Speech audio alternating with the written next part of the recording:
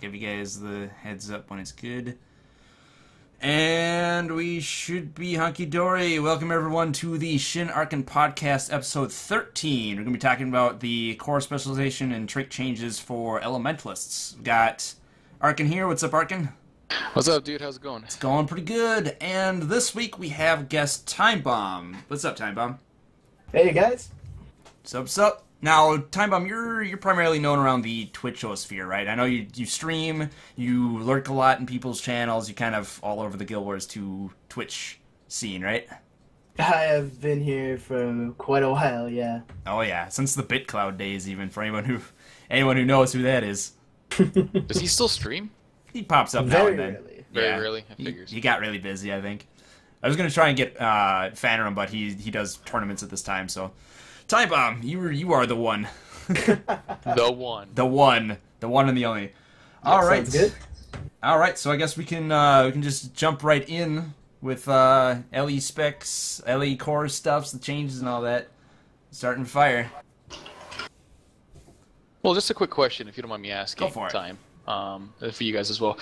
Just based on like glossing over it. Say not even really looking into all the traits, just glossing over it. Do you think a lot of these were good changes, bad, or just like whatever? Just a quick thing before we get into it, because I'm just curious. So there are a couple sizable changes that I'll point out that change up a lot of builds in a certain way. But for the most part, the thing that I was most surprised about these changes aren't that bad, but a lot of them do not seem as, how should I say, they just don't mix up the meta as much as some of the changes to other professions. Makes sense. Have been made. I mean, We'll have to see how it works out. I was gonna say, to be fair, I mean, you guys' meta is pretty good right now. Yeah. But It's still, it's interesting. We are very good at staying alive. DD running around all over the place and not dying. You guys That's actually what it looks good. like, doesn't it? I mean, if you think about it, and again, I'm sorry to go off a little bit of topic here, but it sort of goes hand in hand with the meta, is I've been seeing less LEs. Yes. You know, I have. I mean, the ones I There's a reason for that. still run Celestial, and they're still annoying as hell to fight. But I'm seeing more Zerkers. I think we're actually moving towards a more Zerky meta, and I got to tell you, I'm very, very happy to hear that. I'm sorry to see your class get pushed out, but this bunkery sustain meta is so boring. And you know, I hope they give you guys stuff to work with that, so that you guys can participate as well. But again, Shin runs Zerker all the freaking time. I mean, that stuff to me, I'm sure to you guys, is just so much more fun. It really is. Than It really is. Than like a 10-minute fight between two bunkers, you know. So I hope they give you guys the tools, you know. No, I'm curious. What do you guys think? Just like we're going a whole different way, but we can jump back to the talents later or traits later. What do you guys think kind of pushed people to move more towards Zerker? Did everyone just kind of get sick of the Selly meta? Because that's the vibe I'm getting. So what people found out is that instead of being able to sustain yourself in 1v1s and having, say, 4 Sellies that just absolutely... Sorry, Pay attention. Instead of Focus. Somebody's hosted somebody else on some random Twitch channel that was turned off. Focus. Anyhow, instead of having 4 Sellies, you now see people that are actually very experienced as not just players, but together as a team. You see people that are able to take, say, 3 Zerkers and put them to work. You rotate them really well. You burst people down pretty much instantaneously in such a way that it makes it difficult for Dega Elementalists to be as effective. In a group fight, a Dega Elementalist may provide some heals, provide some boons. A warrior can largely do that better, and the LE just cannot put down enough damage to do anything. People get bursted down on the team, the Elementalist cannot revive them, they don't have a banner, Right. and then eventually the Elementalist retreats or dies after the rest of the team dies. It actually makes a lot of sense because that's actually the same line of thinking that got me to switch from messing around with Shoutbow, or I should say just avoiding Shoutbow. I just got sick of doing Shoutbow, and I thought about it for a bit, and I tried it out, and I'm like, well, this glass stuff actually works really well for killing Selly DDLEs and just Sellies in general, and as long as I rotate well, as long as I'm smart about where I'm moving and plus winning fights, we win games all the time. Mm-hmm. Exactly. It's all about making correct rotations and not trying to 1v1 the DDLE. Right. If there are always 2 people rotating to the DDLE, then the DDLE is going to basically, they might be stuck in a 1v1 for a little while, and then they get killed by 2 people almost instantly, that +1 to fight. It's rough for the DDLE. Well, and just to capitalize on that, and just to go a little bit more in depth with that, I think more people moved away from it. Not so much the fact that it was boring, because I mean obviously it is, but more the fact that coordinated burst will trump a Celestial LE, and it should. It should trump any class. If I coordinate my burst on you, regardless of what class you are, you should go down. Absolutely, you shouldn't be able to sustain yourself. Then that would make it even more ridiculous. But what's that?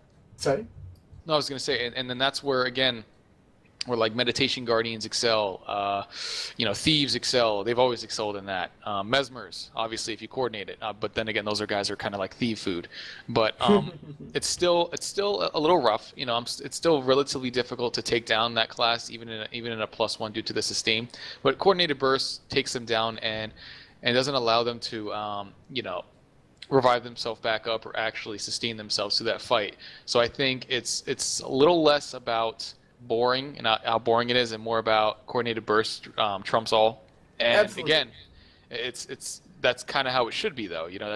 I do agree. Yes, I think that with the changes in general, we're going to see damage creep, and we're going to see people that actually have to start playing with skill if they don't want to get killed very, very quickly. Yeah, because it seems like a lot of this shift happened more at the high end than necessarily the low end, because you have players who do know what they're doing and who can effectively play their class as well, no matter what their setup. And Zerker is kind of the best way to go, because since you don't have to rely on the sustain, because you're able to kill your targets quickly and just mitigate the damage through dodges and evasion and whatnot, playing well. It doesn't matter that you're not running Sally or that kind of sustaining stuff, because they're dead, so they can't kill pretty you. much. The most important thing there is how just playing with your team for a long period of time. A lot of the times, teams just generally they lose fights and then they break up. They start playing with other people. You take a look at a team like Abjured. You look past even their individual player skill, and they are all, of course, extremely talented in that regard. But you look at how long they've been playing with each other, and the rotations that they can pull off, the things that they can pull off that even a mere comp could not get close to. And that's largely due to just their experience playing with each other. It's so important. Yeah, and on top of that, then you just have Shapa Warriors and silly NGs that can DPS Condi pressure a little bit harder, or with Warriors support a little bit better.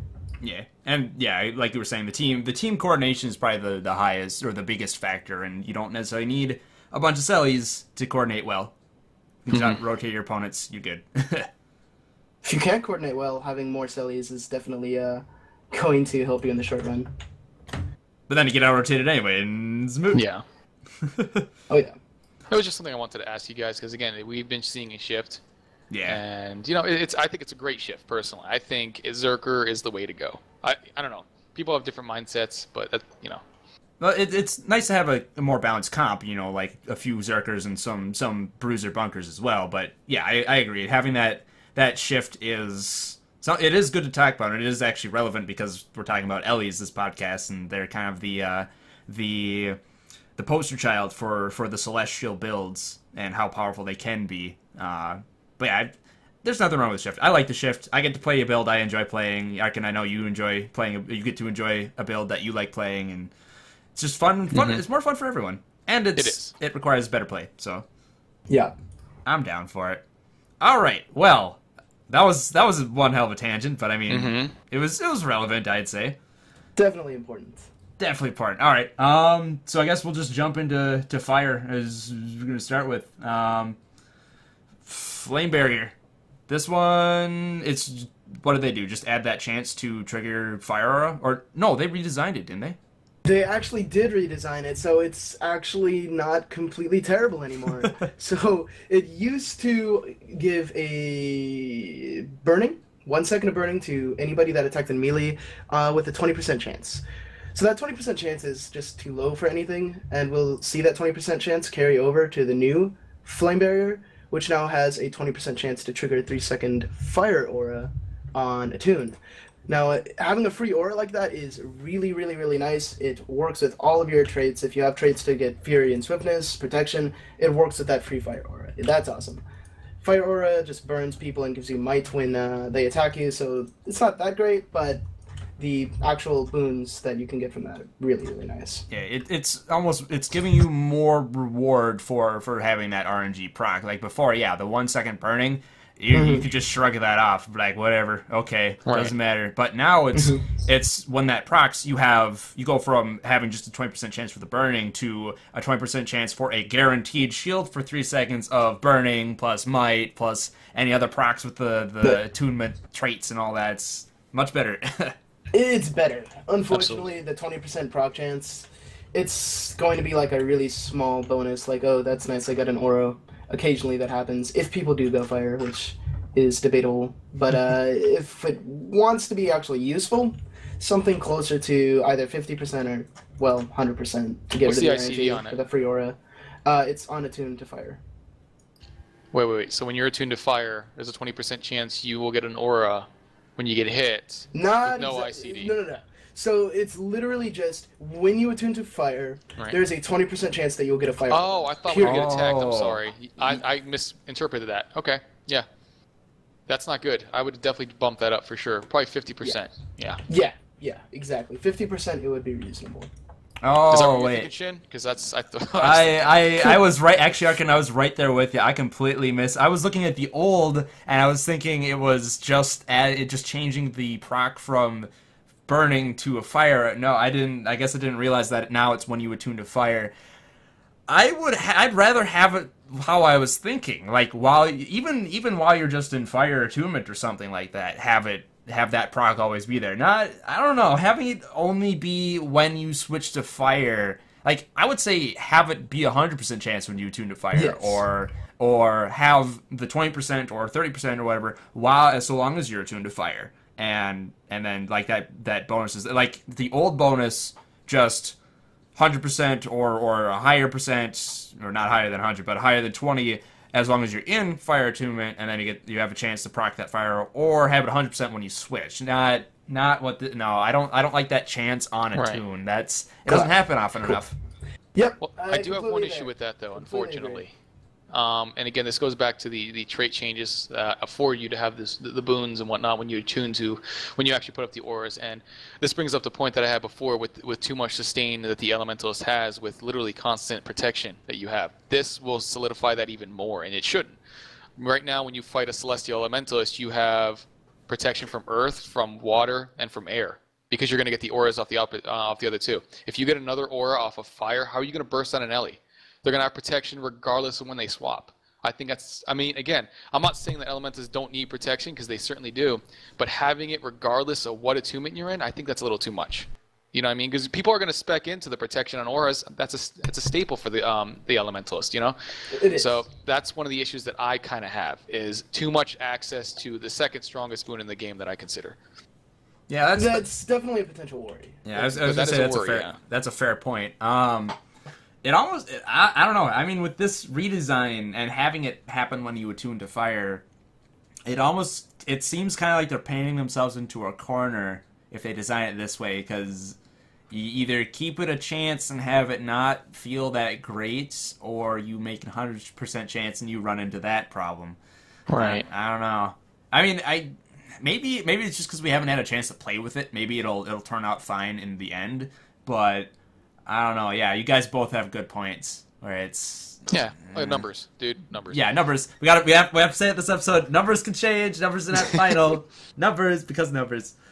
I still think it's cool. I mean, the fact that it's going to be a fire shield now instead of just burning means it can play off of other traits and whatnot. I'm cool with it being redesigned. It's better. Absolutely, it needed to be redesigned, but how it's being redesigned to what it is also questionable. But something you need to test for sure. Yeah. Now, Sunspot doesn't look like it changed. That is correct. It's still just a plain old damage on attune. Okay. It's kind of like the air attunement one that does the same thing for fresh air Ellies. Exactly, lightning strike. Except it's burning. Burning. Oh. Wait, no, it's not even burning. It's an explosion. of fire. Yeah, it would be nice if it was also burning, but it is currently just plain old damage. Is that see now? I'm looking at the tooltip. It says 464 damage. Is it? Is that with or without power? Because if that's without power, that's pretty good. That's not bad at all for base damage. I mean, the radius is kind of small though. I'm looking at it now, and it's about, you know how Lightning Whip hits twice in 3/4 of a second? Uh-huh. Lightning Whip hits 690 twice, and Sunspot is 274. So it's like, in 3/4 of a second, I can do about 6 times as much damage as Sunspot with Lightning Whip. Yeah, that would be I'd say a numbers thing, or add burning because of burning rage. The final the burning one would be definitely welcome. Do you think like an AoE application of a duration of burning, or 1 or 2 second burn? Maybe probably just 1 second burn would. Anything else would be too strong. Cool. Yeah. Especially with how they're changing burning. Yes. I'm sure we've all seen how that Dragon Hunter stream went, where Josh just absolutely blew up Chieftain. That was ridiculous. What is You're it? all Poison fucked. and burning are stacking now? Yeah. I don't get that, but that's another story. And it looks like I briefly mentioned it, but it looks like Burning Rage is the same too. Yes, Burning Rage is 10% more damage to burning enemies. Nobody, for the most part, outside of PvE, ever really took advantage of this, because it's all the way over in your Grandmaster Minor, 25 points in a fire, or 5 points in a fire. But nowadays, if you take fire, it's free. It's nice. Mm-hmm. You get that. I mean, it's a lot like the other similar traits where it's deal more damage while target has X condition. Warriors have I think they call it precise strikes now. It's the one with more bleeds on, or more damage on bleeding targets, and I think you have one, Arcane, where it's more on retail while you have retail. Yes, it's. Are we comparing Burning Rage to that one? Is that what we're going? Yeah, it seems like every profession or most of them have one of these minor traits where you do more damage to something with a condition. It's not a minor. That's actually a major. This one's a minor. Yeah. It used to be that actually what it is right now is more damage to foes who have a condition, so something similar. But they definitely moved a lot of that to either they got rid of it or they moved it to actual majors. So that's actually pretty interesting that they kept it the way it was. But then again, it only affects burning. So yeah. Yeah, we Warriors, we got a nice deal out of it. We got more bleed duration out of ours. There you go. All right, I guess jumping out of the adepts, Burning Precision. This is a merge trait? Yes, it is. It's merged, and so we have the 30% chance on crit to burn. I think that's a 1 second burn. Either way, it procs stuff, and it's a reasonably consistent burn. It's nice. So that's getting merged with Ember's Might, which is 25% longer burn right now, but the new Burning Precision actually has 33% longer burn. So a little bit of a buff there. The merge, it's a nice trait. It's a nice trait for burning. Yeah, again, numbers change and all that, but I mean, still having that duration increase would be nice because it synergizes well with things like Burning Rage and some of your other traits in Fire. More burning. Yeah, it seems like a really pretty is. strong one. Yeah. I just noticed there is an ICD. Okay, I thought that was just off. Okay, fair enough. 2 seconds, it's not too bad. No, it's not. I'm down for that. It mixes nice with Blinding Ashes, which we'll talk about later. Oh yeah, Blinding. Yep. Conjurer. This is another. Yeah, this looks like a giant merging of all your Conjure traits, right? So, yes. Sort of. You have the additional charges, 10 additional charges with Conjures. You have, on top of that, let's see, I'm looking at the new versus old here. So, you had this old trait called Fire's Embrace, which gave you a 3-second fire aura on Signet whenever you used a Signet. So now, Conjurer is becoming pretty complex. So on top of the additional charges, it'll have that additional fire aura on Signet, but it's a 5-second fire aura. Not a big difference, but, they're like, hey, free bump. And we also get that fire aura whenever you pick up a Conjure, and that should affect other users of our Conjures as well. So it's a little bit of team support there. Now, if you can put down a Conjure and then somebody picks it up, they get a fire aura. If they also get like the protection and all the other boons from your traits, that would be potentially quite nice.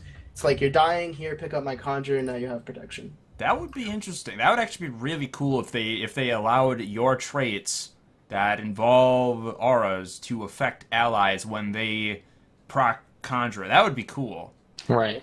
That would be really cool. So the thing here with, I just want to go over this really quickly. So Conjures are being updated a little bit. We don't really know how much. Right now, the main Conjures that are used, you have Fiery Greatsword for mobility, that's your elite. You have Frostbow, the Ice, I think it's Froststorm number 4 on Frostbow, is incredibly strong Condi and power-based damage. Really, really, really strong if you can get somebody to sit in it for a few seconds. And you have Lightning Hammer, which has a very strong auto attack that also blinds and is a blast finisher.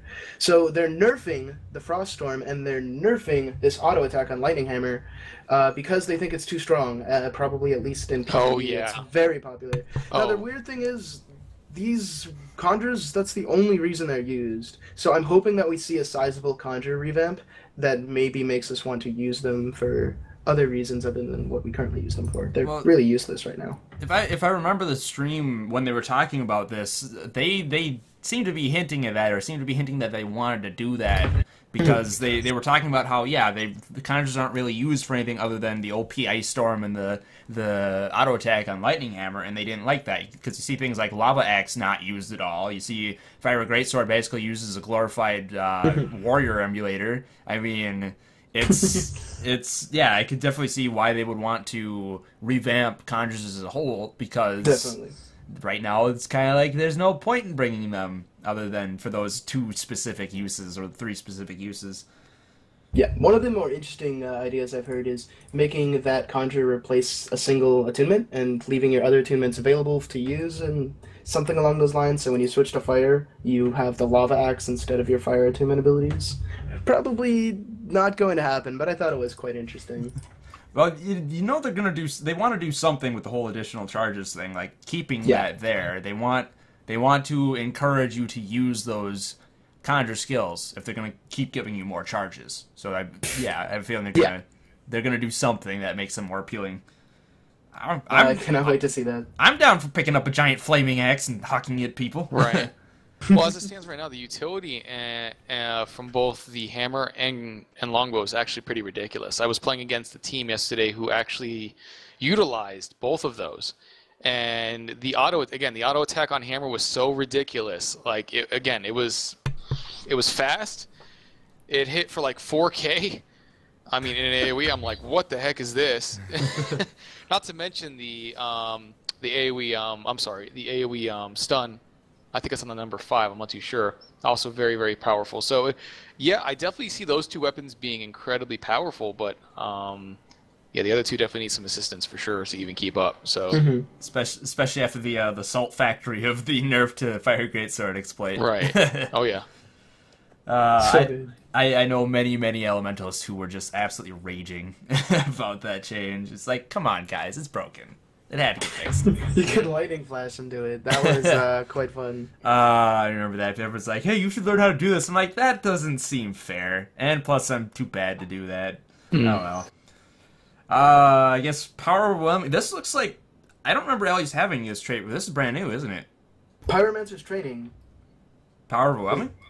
Power Overwhelming. Where are we? That's the third adept. Yes, so you are correct. We have not had that before.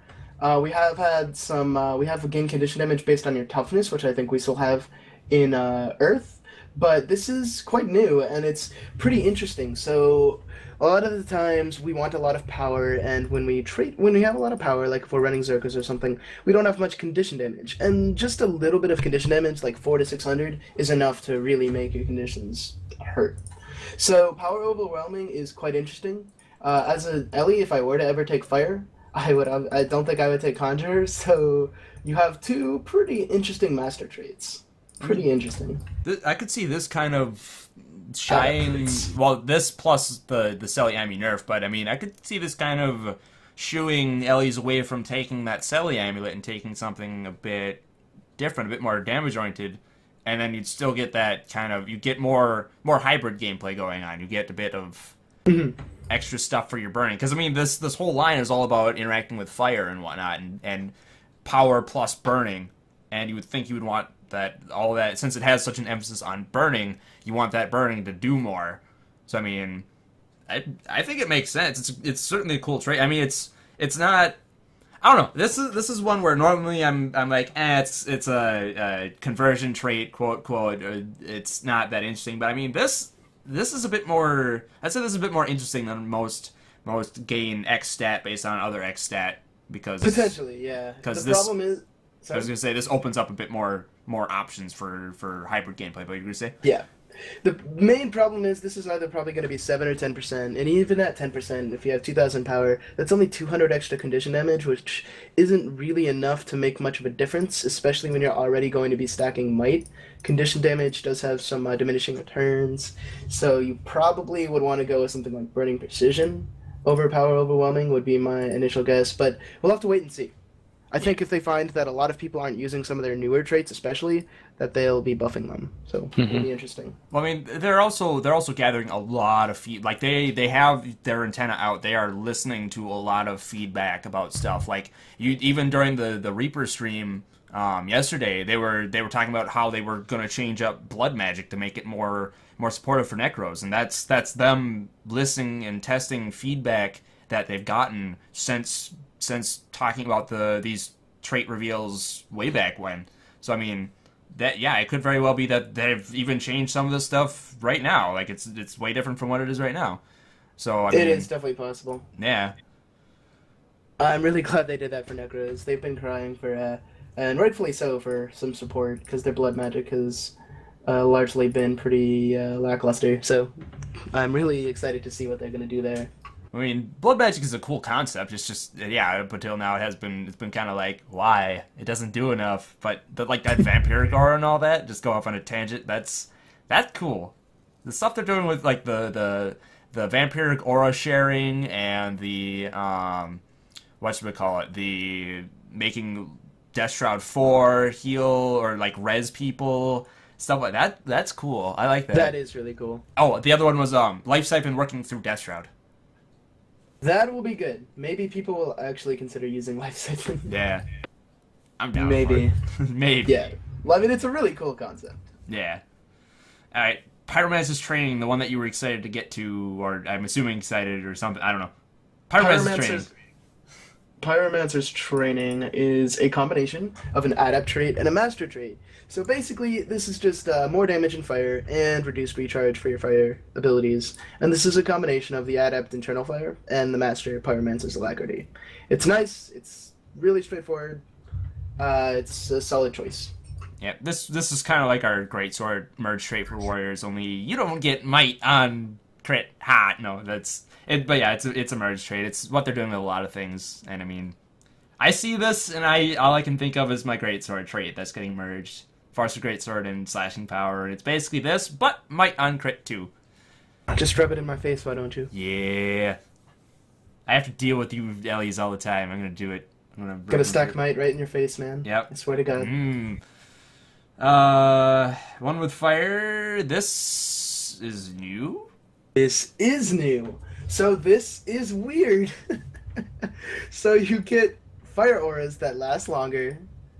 I don't know why. I hope that this means that we see a revamped fire aura, because right now I get 1 second, I get a little bit of might and 1 second of burning whenever you hit me in melee. That's lackluster. I mean, I don't care about fire aura except for the fact that it's an aura. So I hope if they really want us to take a trait that makes it last longer, that they're going to make fire aura more interesting.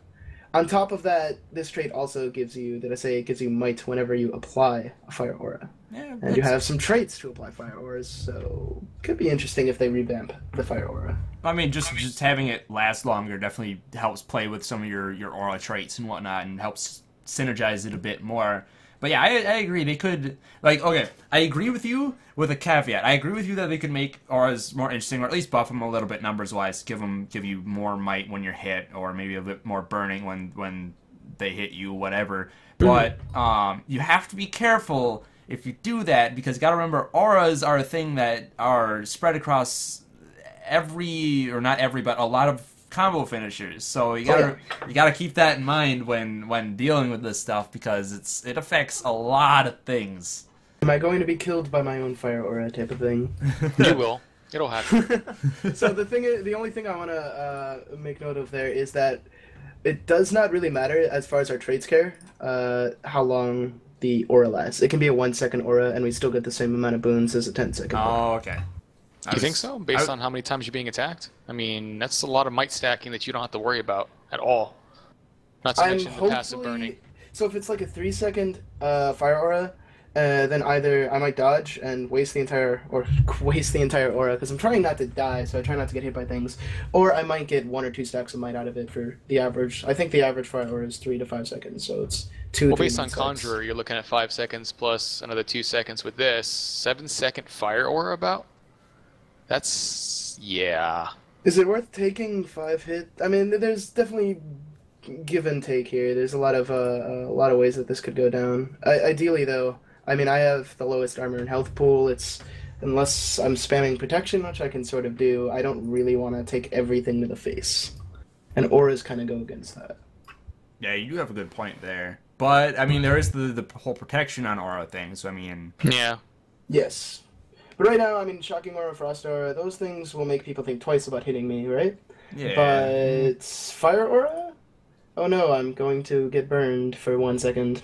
You do have a good point. I see fire aura and I just keep going ham on Ellie's. It's shocking aura.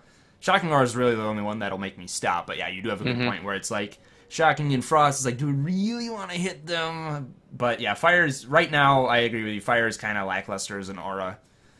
Maybe if it did like burst damage when you hit them plus burning. I don't know. that could work. Maybe. There could definitely be some things that they could do. But you're right, they do have to be careful. Everybody has fire auras. Elementalists have the potential to have a lot of fire auras. If they buff it a little bit too much, all of a sudden everybody's dying to each other's fire auras. And it's just hilarious that the fire everywhere. Like that new warrior trait for Grandmaster, get double the elite finisher That bonus. was so cool. I know, it's cool. Like, I don't even care if it's weak or strong. It's just cool. More combo. We need more of that, dude. We do. I agree. We need more mechanics like that. More changes like that. Go ahead. Is that Timebomb? That's the popular guess. That is Timebomb. Just FYI, guys. Sorry. This is Timebomb. You are not wrong in hearing the voice. This is No, it's not him. No, it's an imposter. It's a fake. What did you do with Timebomb? Who are you? Yeah, he doesn't like Elementalists. He's here to bomb them down. It's like, Working on it. He's prepping the salt factory. But I think when you compare, say, Pyromancy's training and one with fire, I would say you would actually go with one with fire due to making up the might that you will get with fire aura over the 10% increase while only in fire, because that aura is going to be applied regardless. Yeah, actually, I'm sorry. It will be applied regardless, especially if you're using, like, say Conjure weapons and whatnot. So I would say that out of the two, one with fire is probably better, honestly. I mean, I could be wrong. No, that's a really interesting point. Definitely, I love doing math. Definitely some math there. Like, more damage in fire. Most of our damage is going to come from fire. If we're just talking dagger, of course, there's more options. But you have lightning whip in air, and then you have burning speed and fire grab in fire. Isn't Drake's Breath also a good chunk of damage? It's pretty strong. A lot of that is the condition, but it's also really quite strong in and of itself. And then we have Fire Grab. Flame Grab. Ouch. Never hits, never crits. Or no, never hits. Never They'll hits, never hit. And when it does hit, it never crits. That's what it is. Makes me say, I don't even bother using it half the time, because I'm like, this isn't... It doesn't need to crit, dude. Yeah, it does. No, it hurts way too much if it does. Maybe on a Zerker. Oh, I don't know. I'm in the mindset of Bunker DD or Sally DD, so I mean that may be why, but it never crits. Right. Anyway, I guess moving on to the next one, Burning Fire. This is a merge, I think. It is.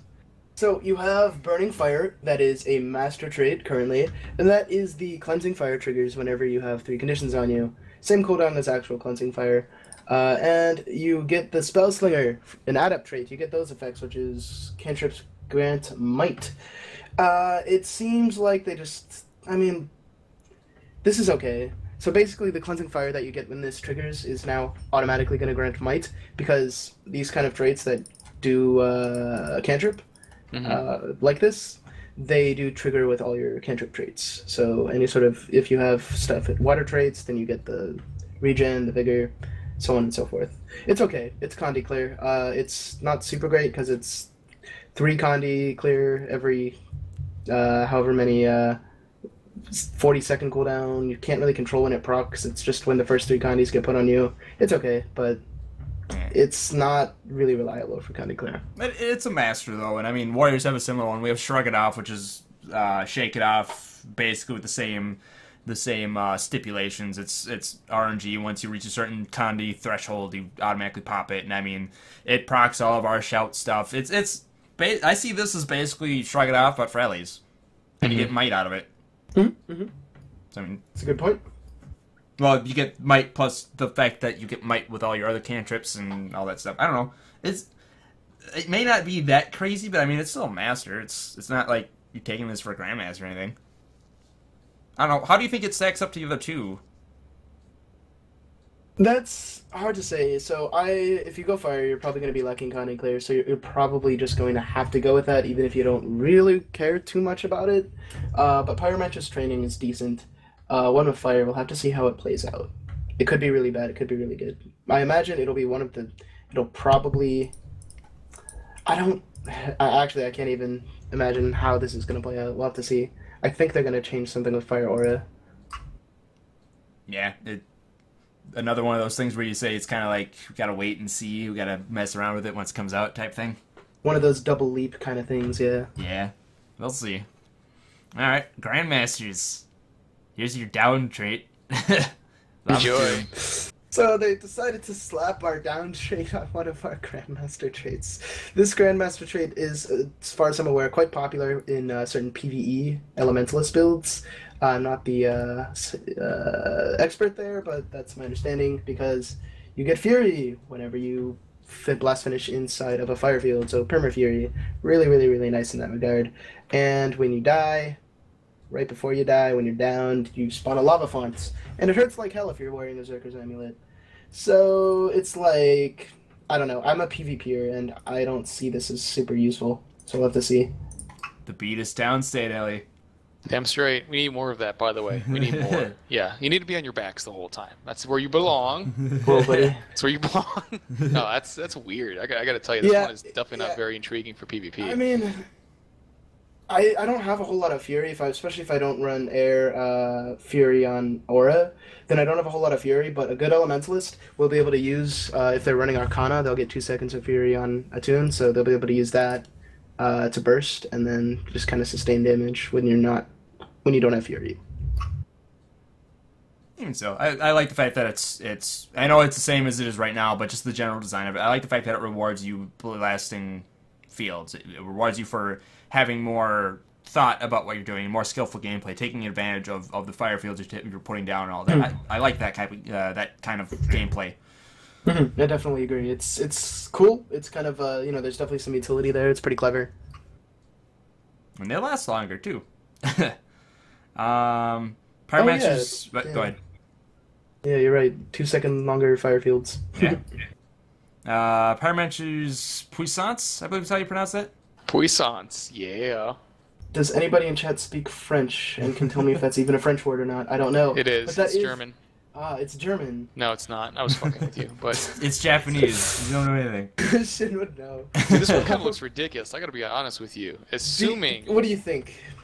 Well, dude, assuming you're just auto attacking and fire, might. I mean, numbers. 21 seconds. Numbers might. with this. That's a lot of might. I mean, just auto attacking, dude. Oh. I mean, do we have a duration on that might? 21 seconds. 21 and 3/4 seconds. Probably according to the 20 seconds base. So yeah, even still, dude. That's quite good. So the duration is there. The thing is, I am not going to be auto-attacking in Might. And I probably, I don't know if this says that it only works in combat, but I would imagine, I haven't tested it in a long time. It does work in combat, yeah. So I can't just like, oh, I'm going to stack up 20 stacks of Might and then start fighting somebody. I mean, that would be kind of funny, but I can't do that. So Might on Fire, I mean, I'm going to be stacking Might, and I'm going to be going into Fire to use a few abilities, like maybe 3 to 4 abilities every rotation, right?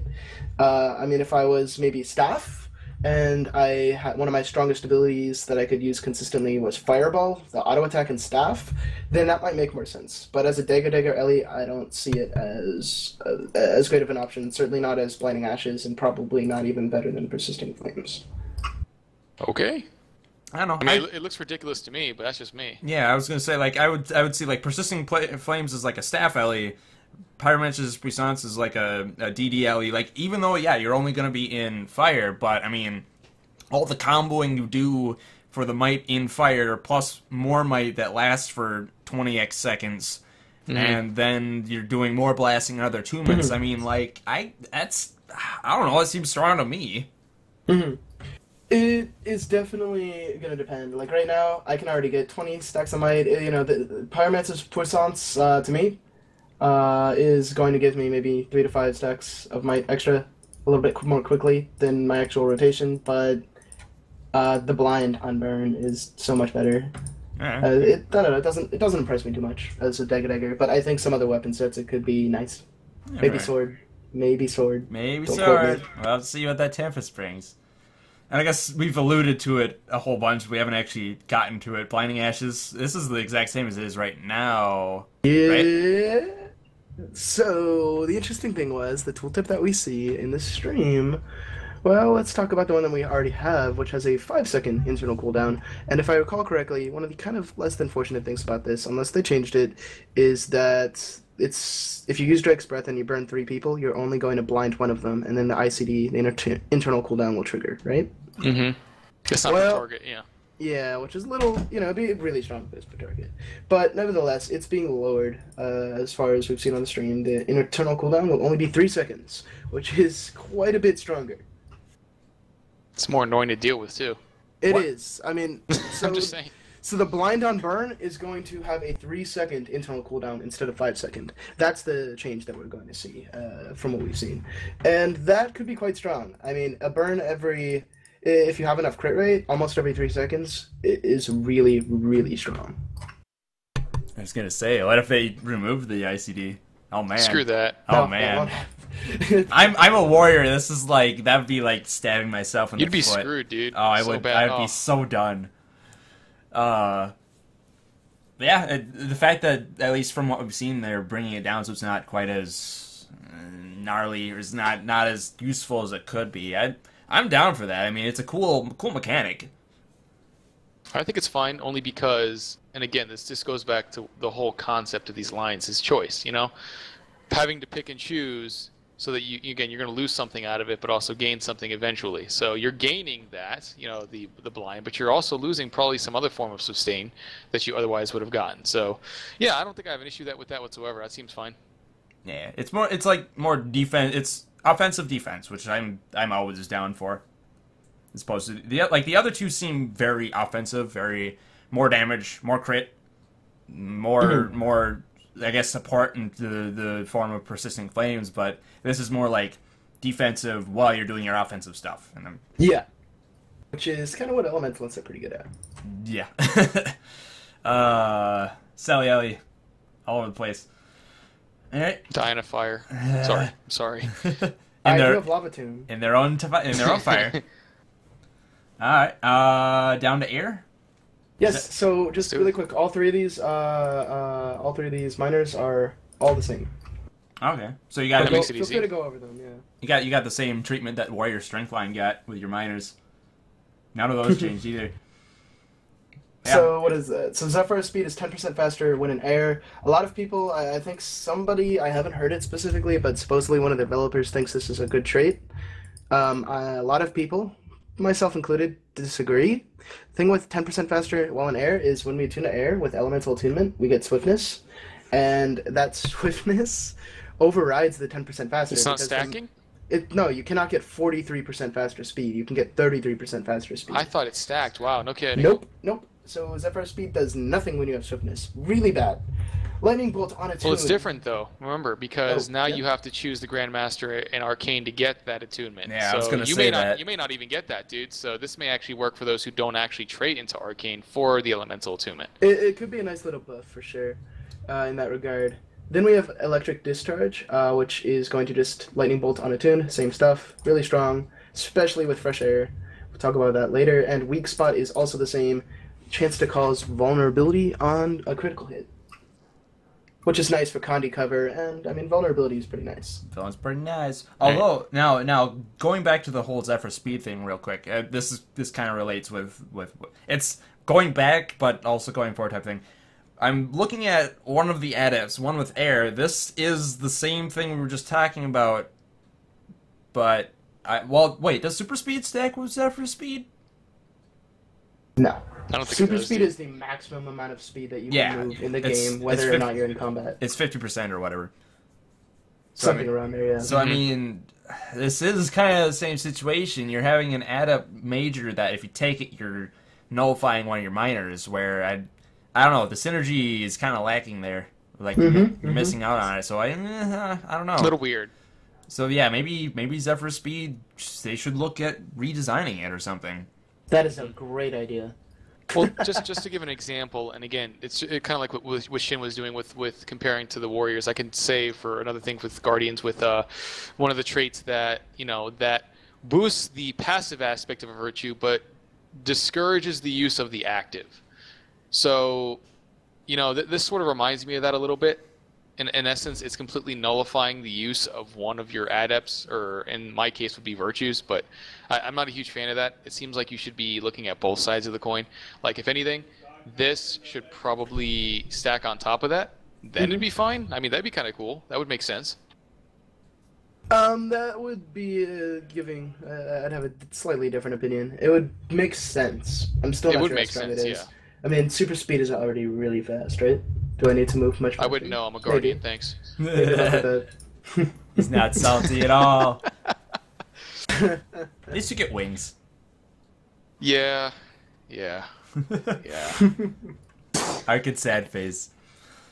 But I think all these are fine. I mean, actually, I'm sorry. And this, I wanted to bring this up, and I wanted your guys' opinion on it, is instant burst, and that brings me to lightning strike, where again I can also compare it to smite condition, which is also an instant burst.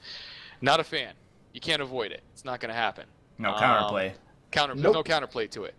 Instant burst, instant CC, they need to go. I don't know what they should do with this. I have not the slightest clue, but that's just my feeling on it personally. I honestly, with this, it's normally I would agree with you. Like, yeah, having a lack of counterplay is kind of it's not really fun. But this is kind of this is like a build defining minor with like fresh air and it's bolt to the heart builds, or lightning rod builds. Sorry, this is like a large reason for having things like fresh air that recharge your air attunement is so you can take advantage of things like electric discharge. It's one of those situations where it changes the flavor of how you play your Elementalist, and that type of stuff I'm really in favor of.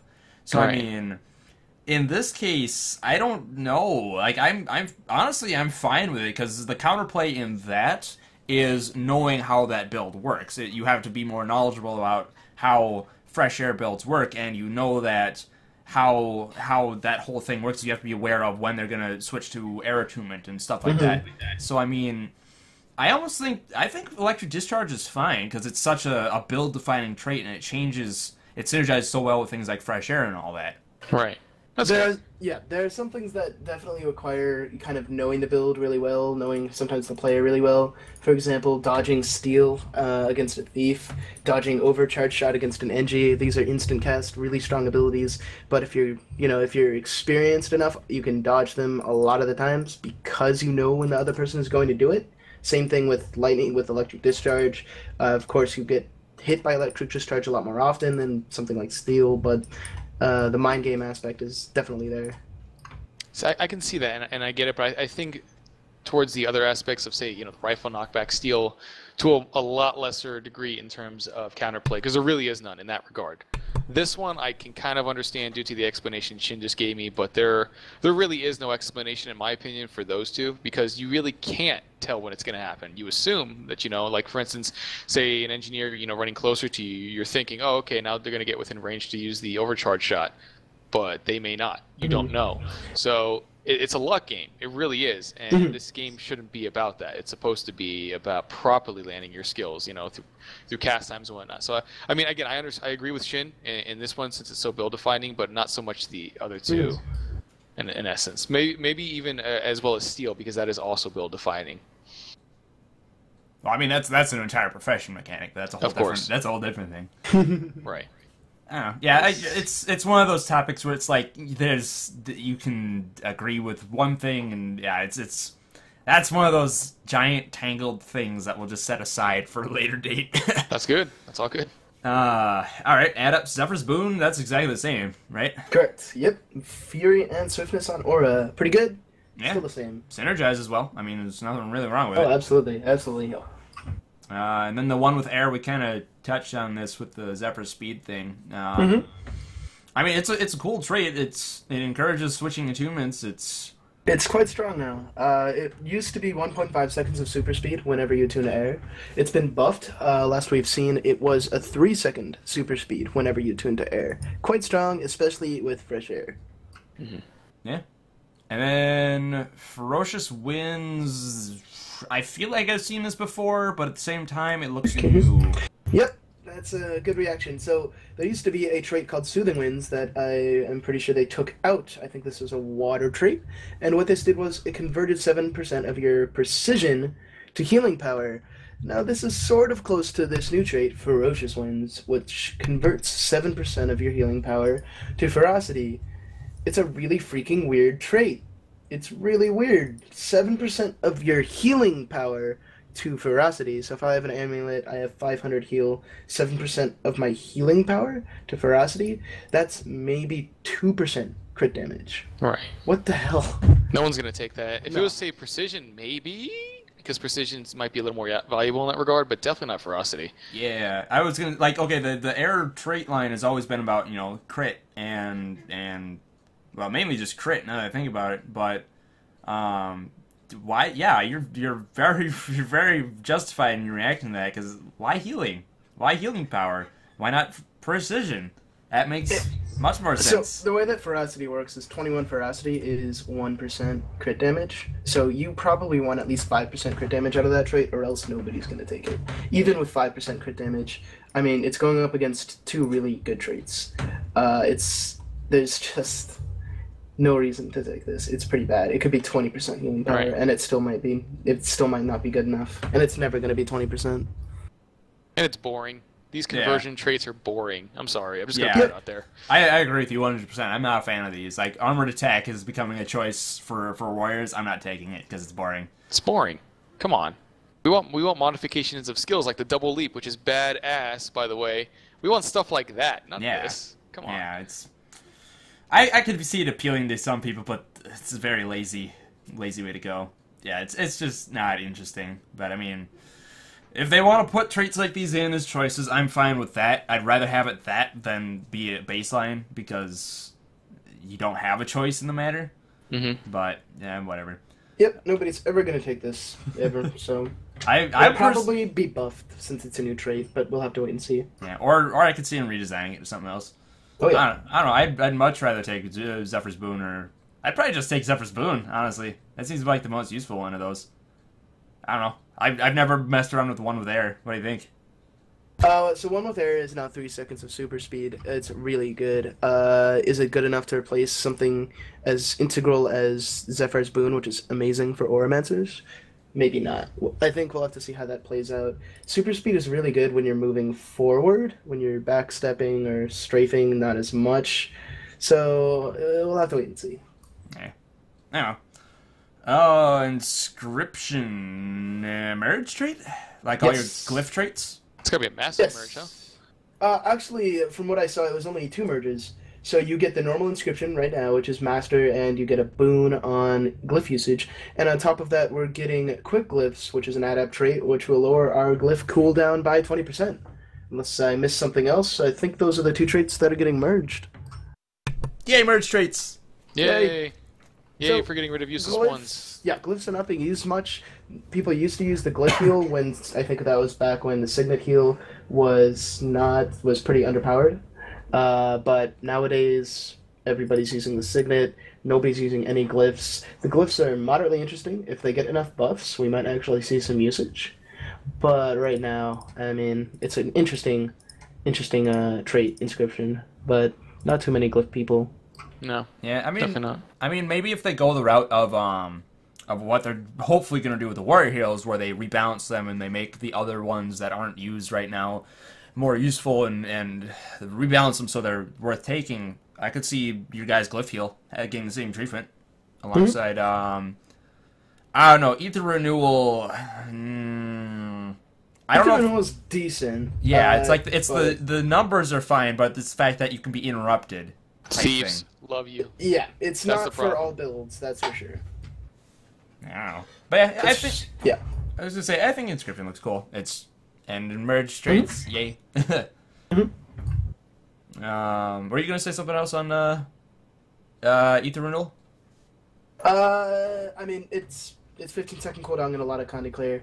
There are certain ways that you can make a build with Elementalist where you have very little con declare, so having an ability like Ether Renewal with such a low cooldown can be really nice, but you're not damaging people, and you're very obvious and very interruptible, so you have to kind of make counterplay to that in some fashion, which can be difficult. Yeah, fair enough. Pyromancer's training. That's any like, I don't see any real. Wait. Ferocity is terrible, dude. Oh. Is that what they? Is that all they did? Is they just changed it to ferocity? So this is Pyromancer's Alacrity, which is reduce air recharge by 20%, combined with a new effect, gain 150 ferocity while attuned to air, which is a little over 7% crit damage, because math. And what does this mean? That you will not take it. Probably. I mean, the thing is, Tempest defense is a lot stronger. And you're always going to be disabled. You don't have enough stun breakers to not get disabled by something. Tempest defense, we'll talk about that in a second, is really strong. So, Pyromancer's training, it's decent. Updraft and Ride the Lightning, having a 20% reduced cooldown, really strong. Actually, for that matter, Shocking Aura is really strong. You have 3 really strong, high cooldown abilities, so having their cooldown reduced is nice. So, yeah. Yeah, I could see it kind of weighing up depending on how much you like your air attunement and how you build yourself. So, but you are right. Tempest defense is very nice. Very nice. So basically, this is the same Tempest defense that was available in Grandmaster, except now we get it for free. Not free, but we get it as a master trait. And just to rehash what this does, this is 2 effects. It has always been 2 effects. So you get a Shocking Aura whenever you're disabled. That has a 25-second internal cooldown. It's the same as your Shocking Aura ability, so I imagine if you have, say, something that lowers your cooldown with air, then it would lower that, but that's not really possible. Anyhow, you get Shocking Aura on disable, and you deal 20% more damage to stunned and knocked down foes. So it's only stunned and knockdown foes, so I'm not sure if that counts with updraft, because there's a difference between knockback and knockdown, so I have to do some testing there for sure. No, I think it should still count, because I have similar traits and they all work for it. Doesn't matter if they're on the ground, it's gonna do a bonus. Right. Cool. But yeah, so, I mean, it's really strong. 25-second internal cooldown to get a Shocking Aura on disable, which will just shut people down. It'll stop them from attacking either immediately or after 1 attack. Really strong. I see this pop up after I see Ellie's, and I just say screw it. I'm gonna keep attacking. I don't care anymore, because luckily my attacks hit hard enough to where I can still at least do something while you have that, and then I get stunned. But I mean, yeah, if you're someone like a thief or someone who doesn't do, you're all about the fast, quick attacks. Yeah, I could see this would absolutely just destroy your day. All right, Grandmasters. Yeah, GMs. Did any of these change? Oh yeah. A little bit. We have a pretty sizable change. Not Arcane, a little would bit, you like dude. to talk That's about a it? lot. You guys, I'll be honest with you. And the way Fresh Air it is now, it is way too good. And the biggest reason for that, and as much as I hate to say it, and you may disagree with me, is because of the instant range damage that you do, on top of the traits that you currently have. I mean, again, I understand the concept between Lightning Strike, but with your auto attack and the first 2 being literally instant and undodgeable, I just have a tiny bit of an issue with that. But what they did was they didn't take away one of your executioner traits, they just moved it. So now you cannot get both Fresh Air and Bolt to the Heart. You used to be able to get both from the Adept, and then you take Fresh Air as a Grandmaster. Now you have to choose. Mm-hmm. And what they should do with this one is they should probably bump up the health to 50% to compete with other Executioner traits, and I think this would be fine, personally. Yep. Okay, so that is very true. So for anybody that didn't catch that, Bolt to the Heart was an adept trait for in the airline, and what it does is when your enemy is below 33% health, you deal 20% more damage to them. Huge modifier, really strong, really important to Fresh Air. The interesting thing here is that it appears that they've also removed something called air training. It's not Pyromancer's training, it's air training, and that gave you 10% more damage while in air, and all Fresh Air Ellies took that. So now, all of a sudden, every single Fresh Air Ellie is, as far as the airline is, as far as the airline matters, every single Fresh Air Ellie is going to deal 30% less damage, 10% less all the time, and an extra 20% less when you're below a third health. Mm-hmm. Quite a bit weaker. So that's Bolt to the Heart. It's a good trait. It should be rated, bumped to 50%. Yeah, because other Executioner traits do the same thing. 50%, exactly. You know, it makes sense. Now, do you think that Fresh Air Ellies will exist now for this? Because that's a pretty sizable nerf. Maybe. Maybe not in the same form. Because Fresh Air Ellies now get access to 3 full trait lines, they'll be able to go full on into air and choose a couple other trait lines, maybe Arcana and something else, and they could be quite powerful. Right. So we'll have to see what comes of that. But Fresh Air is the next Grandmaster trait, and that is going to remain the same. When you are not in Air Attunement, there's a 100% chance on critical to reset your Air Attunement cooldown, and this is a 5-second internal cooldown. And so this is just your natural Fresh Air. Basically, you're always in Air Attunement. You can always go back to Air Attunement for the most part. And Shin, what is the last Grandmaster trait? We got Lightning Rod. The reason why I said I don't think any of these changes, they didn't look like they changed, is because I didn't realize Bolt to the Heart moved. I was just looking at how they are right now, and it doesn't look like they've changed from what they are currently. But yeah, Lightning Rod, disabling, you strike people lightning when you disable them, and I mean, what's air all about half the time? Shocking Aura. Dude, that's even more burst. But again, you're comparing. I mean, you're competing. But this is what we were talking about earlier: is having 3 traits strong enough to compete with each other. If they bump up Bolt to the Heart to 50%, I could easily see that being compete with Fresh Air. Definitely. I don't know about Lightning Rod though. Lightning Rod's decent. So basically, as you said, Arcane and Shin, it's whenever you disable somebody, you hit them with a Lightning Rod, which is nice burst damage, and that Lightning Rod, I think that's 4 seconds of weakness. Yep. I want to say, which is quite strong. This now pairs up quite well with Tempest Defense. Get Shocking Aura when you're disabled, but then they hit you and they're disabled again, and then you hit them and you deal 20% more damage because they're stunned, and that's right after they got hit by a Lightning Rod and they have weakness. I might be going a little bit fast here, but Tempest Defense combined with Lightning Rod could be potentially interesting, or it could be like fun but useless, which is also a possibility. We'll have to see how it plays out. Lightning Rod seems like a good counter to specific setups, like say a Hammer Warrior or a Thief, or certain builds that are really heavy on the disables or the melee hits or whatever, things that would be hitting your Shocking Aura a lot. Lightning Rod seems like a good counter to that, but some other setups maybe not. Maybe like a Mesmer with Phantasms or Shatters or something that might not be as good, something like that. So I could see Lightning Rod looks cool. It looks interesting.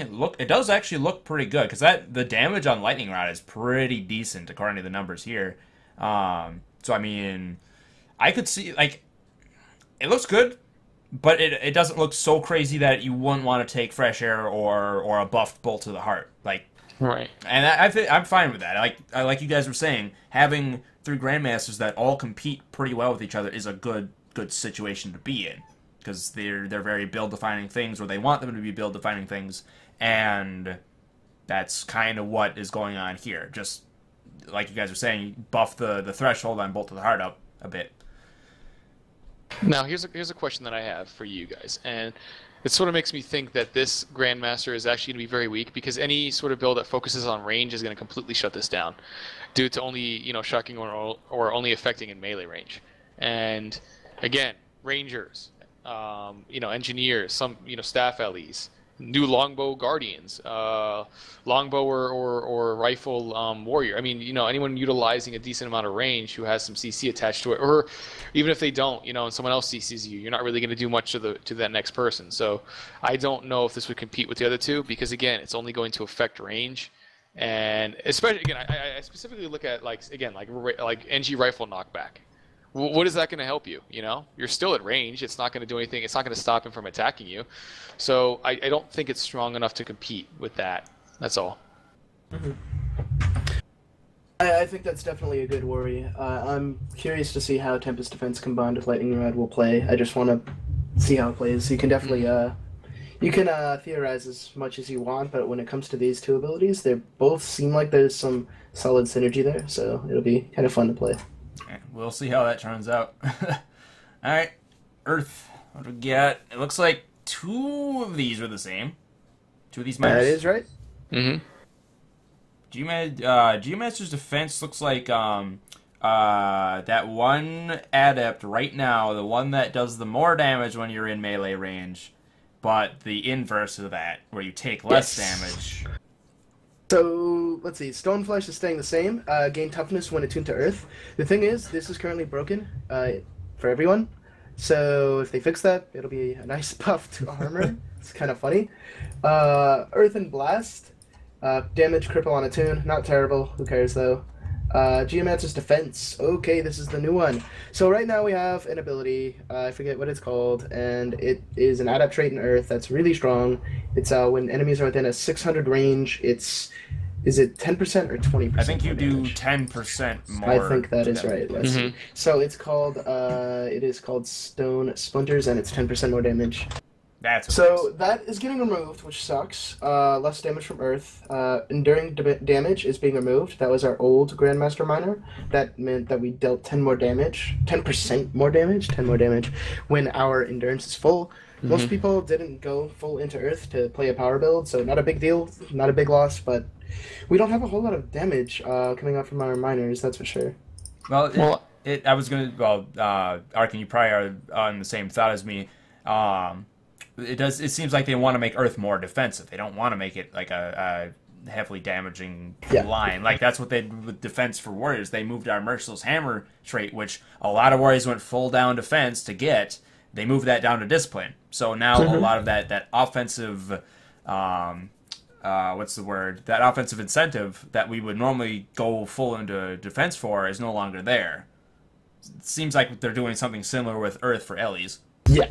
So Geomancer's Defense is 20% less damage. That's really, really strong for fighting Zerker Warriors, Thieves, melee ranged Power Rangers. Really, really strong. Probably too strong. The thing is, in our current form, with only 2 in Earth instead of this full 6 that we'll be getting, we have enough sustain to fight these guys. So it seems kind of like they're just kind of giving us some extra sustain, when probably, especially in this meta, we just want more damage, ideally, at least somewhere. So I'm not quite sure how I feel about that, other than the fact that it's a really strong defensive minor trait.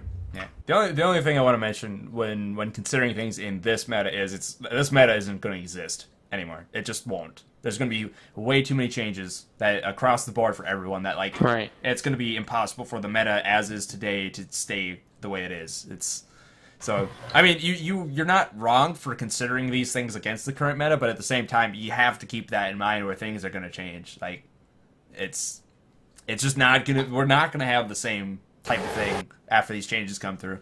I actually wanted to bring up the point of these miners. I think the first 2 seem fine, and again, this does seem to be where they're supposed to be focusing mainly on defense, and it makes sense. Earth is meant for defense. I mean, it's just the way it goes. I've got to be honest with you, 20% damage reduction, that's way too much. I mean, that is just unbelievable on so many levels. Even 10% is a lot from enemies within 600 units. 600 units is actually pretty long range. It's not that bad. That's like the size of the graveyard point in Full Fire, isn't it? Roughly. No. Are you talking about the whole thing? From one end to the other? Not from one wall to another, but from like one side of the circle to another. Isn't it? I'm not too sure. I feel like it is. I feel like that's 600. Be. I mean, I could be wrong. I have never really done measurements on it, but I just think that the damage reduction, again, because I'm not a huge fan of passives, and this just seems like just a little too good.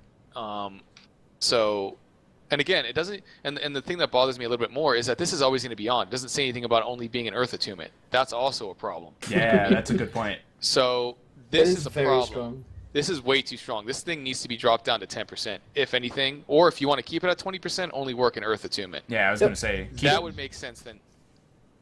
Yeah, That would make sense, except if it's only an Earth attunement, that would really counter Stoneheart. It would seem like why would it would make Stoneheart less useful. Oh yeah, you do have a would. good point there.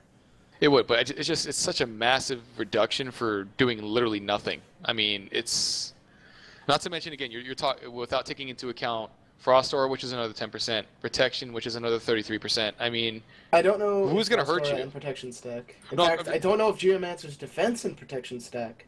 Right. I I'm just saying, assuming haven't they seen do. many things stack past Protection actually, but Right. which But I'm just assuming that actually, they did. It's if, still if just it doesn't, yeah, What's you're that? right. Sorry, you're absolutely right. If it does stack, it's crazy. If it doesn't stack, it's shitty.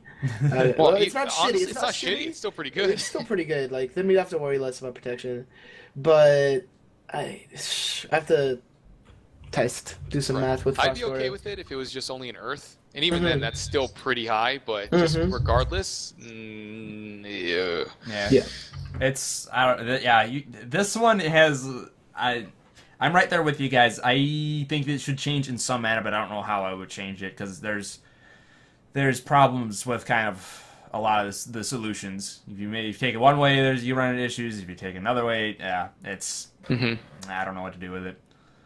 Anyway, Adepts, Earth's Embrace. This is the same. This looks the same as what it is now. It's close. So right now, Earth's Embrace is 50% health threshold. You trigger Earth Armor of Earth, which is really nice. It's kind of a good time to get some stability and some protection when you're at half health. It's being nerfed to 25% health threshold. So, I mean, there's even a chance that you could just die at 25% health and get 25 owed, and then it doesn't even trigger. What is it now? 50%? It is 50% right now. Oh, I'm surprised at the nerf. This nerf, honestly, it seemed like it was fine at 50.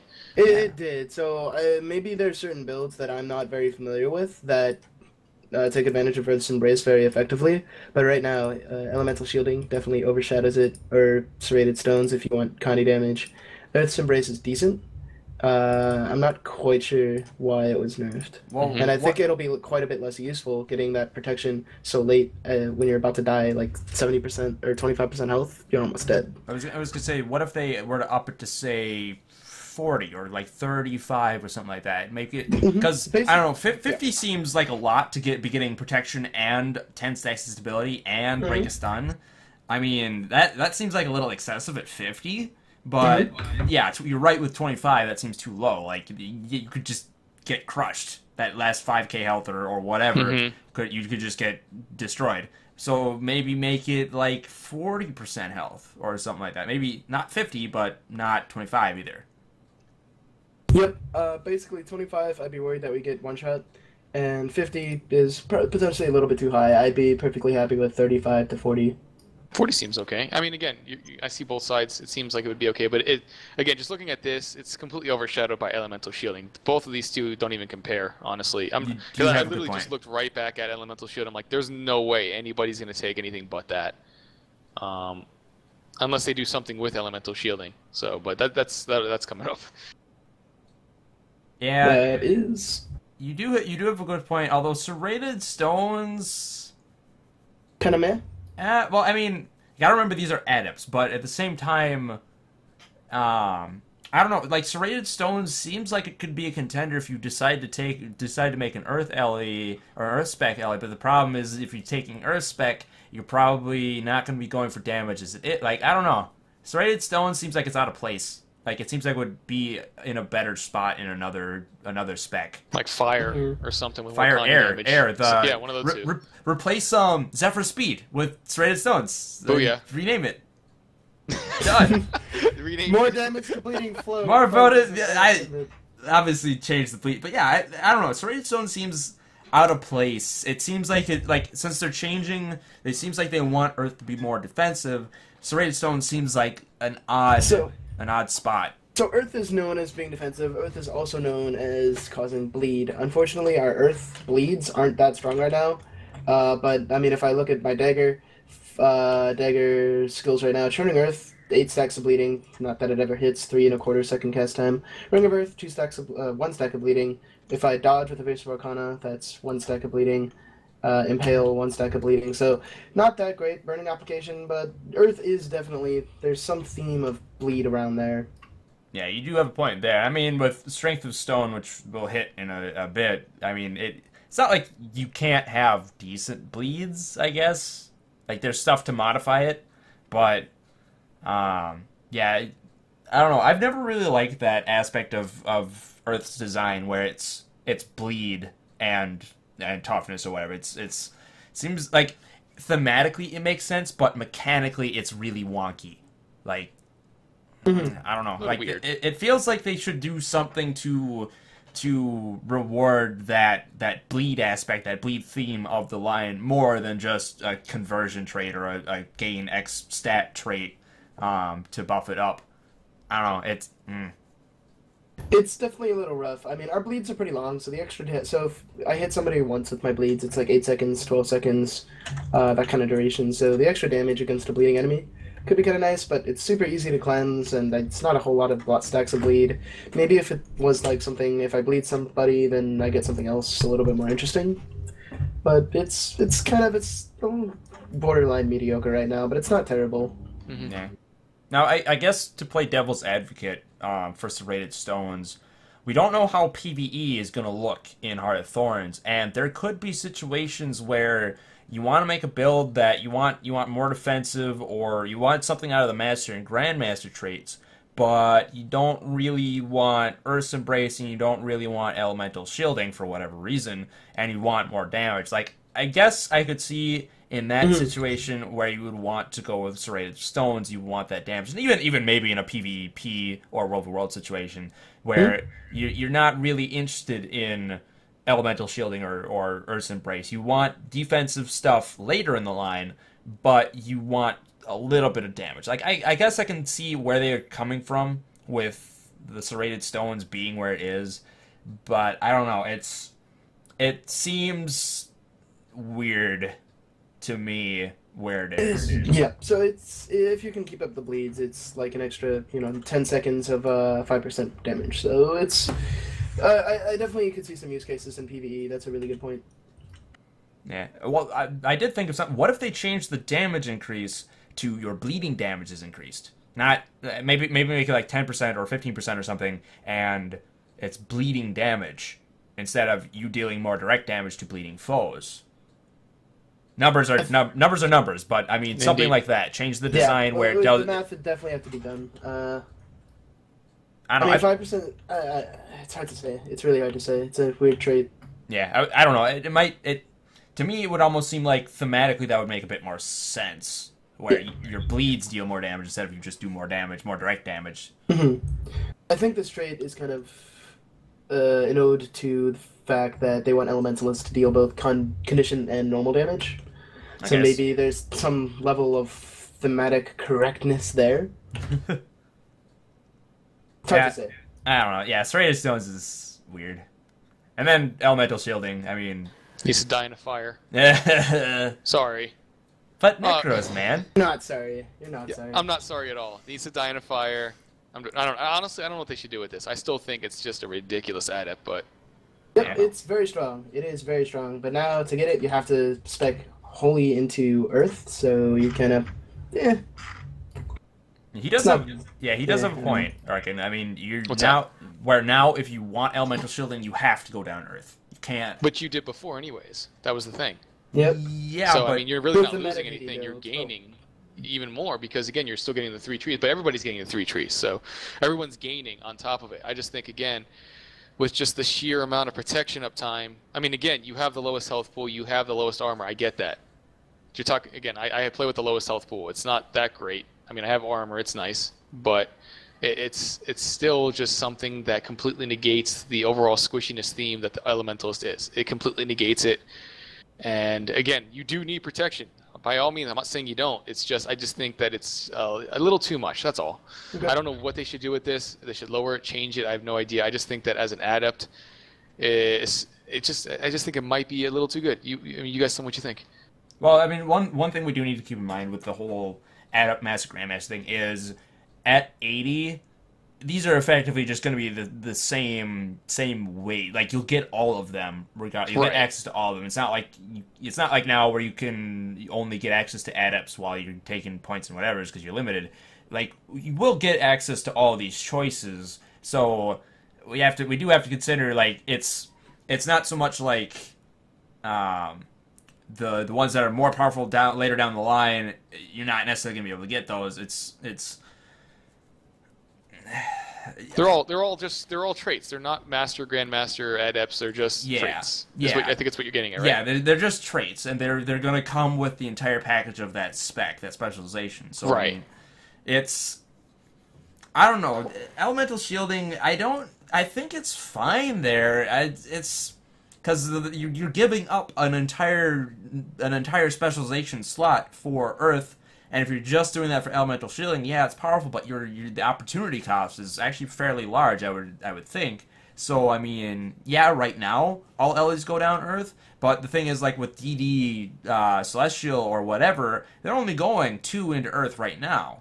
Right, just to get that trait, exactly. Yeah, so I mean, you're giving up that Master and Grandmaster traits that you're going to be getting with another specialization, say fire or air or whatever, if you want to do more damage. I guess I don't necessarily see a problem with it after these changes because of the opportunity cost. Well, I mean, there could be some significant changes that may just completely nullify my point on this. I just, again, like when I say, like for instance, say I'm fighting an Elementalist regardless of what class I'm playing, I'm waiting for them to go out of Earth so that I can burst them. I can't do that now because if they go into air, oh, shocking aura, they have protection, I can't do it. Water, oh, I can't do it now, I'm getting chilled, and they have 10% more damage reduction, and it's another aura for more protection. So again, the opportunity cost to actually burst them down, the window to burst is very, very small. You know what I mean? That's sort of my problem. Is you're supposed to like wait for these attunements. You're looking at the elementals. You're fighting them. You're seeing, okay, well, they just left. They just left Earth. The protection's pretty much done. I'm gonna go in for my burst, but you can't. So I just think it's too much of a buffer. That's all. I mean, again, I could be completely wrong, but that's just from personal experience. I don't know. What do you think, Time? I mean, because you're the one who plays the Ellie. It's hard for me to gauge someone on the defensive end. You know what I mean? Like if it's really that much of a necessity, or if it's just a buffer, or because you obviously would know more. I think protection is a very touchy subject. I've tested slightly different builds with the primary purpose of being a DDLE without as much protection, and the protection is incredibly important. If I don't have protection, I'm quite dead in a lot of scenarios. Elemental shielding is very powerful. Elemental attunement is very powerful. Elemental attunement is now a Grandmaster trait. That's one of the biggest changes that we'll see, that we'll talk about later. So that does lower our sustain a bit. But I think it's hard to comment on. There's a lot of math actually with protection, so it's really hard to say. I think this is going to be one of those ones where we're not going to know until we see these changes come in. We're not going to have we can discuss it all we want, but at the end of the day, until this actually hits, we're not going to be able to come to a solid conclusion on it, because you're very right, Time Bomb. Protection is a very touchy subject, so it's all right. Strength of Stone. All right. Exciting. Nice. Not really. Same as it was before. Ooh, why do we have these conversion traits? They're boring. Oh. Seriously. They want. I guess they want to have that lazy option in there. Actually, you guys have a weaker version of the Guardian one. We have one where we convert. We have 13% of our power to condition damage. Yeah, this is really bad. This is about 140 Kandi damage. Yeah, this is a weaker version. Right next to Rock Solid and Pyromancer's training. Ugh. I'm certainly not going to be interested in Strength of Stone. No, definitely not. Rock Solid looks cool, and Geomancer's training looks pretty cool. Geomancer's training is Dark March, but with recharge. So, Rock Solid is the same. The Rock Solid is the same as it was before. 2 seconds of stability on a tune. Pretty strong. I think that's kind of cool. It's nice. A little bit less strong, because now it's only 1 stack, but it's only 2 seconds, so had not changed a whole lot. I mean, so they buff the stacks, or no? You have the clutch factor. Yeah, definitely clutch factor. I like the Rock Solid because it's synergy with your allies. It's team play. Yeah, it's AoE stability. They should definitely very up the important. range though. The range is kind of small. Yeah, I was gonna say Radius, that. That's tiny. Yeah. It would be nice to see like 600 maybe maybe. Yeah. Oh yeah, there you go. Yeah, Rock down. solid 240 radius. It's pretty small. 300 to 350 might be more appropriate for sure. I'd say with a radius 240, this is like a team stomp trait or like a team. You have to be right. It's like a burst. hold your hand stomp. Yeah. Yeah. It seems like something you would want to do if you want to ensure a stomp on someone and you happen to be near the teammate who's stomping them, because it only lasts for 2 seconds as well. Yeah, you have to be almost on top of them. It's the same radius as like cleansing wave or the dodge heal for Elementalist. Yeah, I'd be fine with it being like 600. Mm-hmm. I mean, absolutely. Team support's good. Yeah, with 1 stack ability and only 2 seconds, 600 seems fine. Actually, if anything, maybe bump up the duration too. Yeah, you gotta be careful about. You gotta be careful about that though. You do, absolutely. I'm just thinking of stuff because to make it more appealing, because no one's gonna take Strength of Stone. That's kind of boring and it's useless. So you're looking at the bottom too. So I would say, honestly, I don't know which one. So there's a lot of utility from Rock Solid. 600 range may be a bit much, but I don't know if we'll see much of a buff there. It's all numbers. But it is really all numbers. This is just kind of fine tuning, right? Yeah. Geomancer's training actually was combined with Geomancer's alacrity, so now it's recovered from Cripple and Mope Chill 33% faster. That's freedom. On top of that, we also get the 20% reduced recharge on Earth abilities. Freedom every day. Yeah, it's Dark March minus the regen plus the recharge, and a master instead of adept. I don't have a problem with it. I'd take it. It's pretty solid. Yeah, I'd take it too if Guardians had an option. Thanks. Just like all your mobility options there, right, Arcane? Yeah, I know, right? Isn't that great? Yeah. All right. Well, I mean, Master. It seems like Strength of Stone is kind of the weak link, and then you got Rock Solid and Geomancer Training, which are both cool. They're both useful.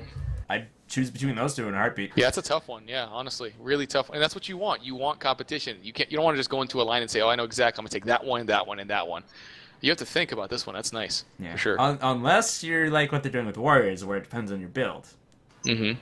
That is true. You're right. But I mean, it's still choice. It's just it's a choice from a larger perspective. But anyway, we talked to death about that on episode 10.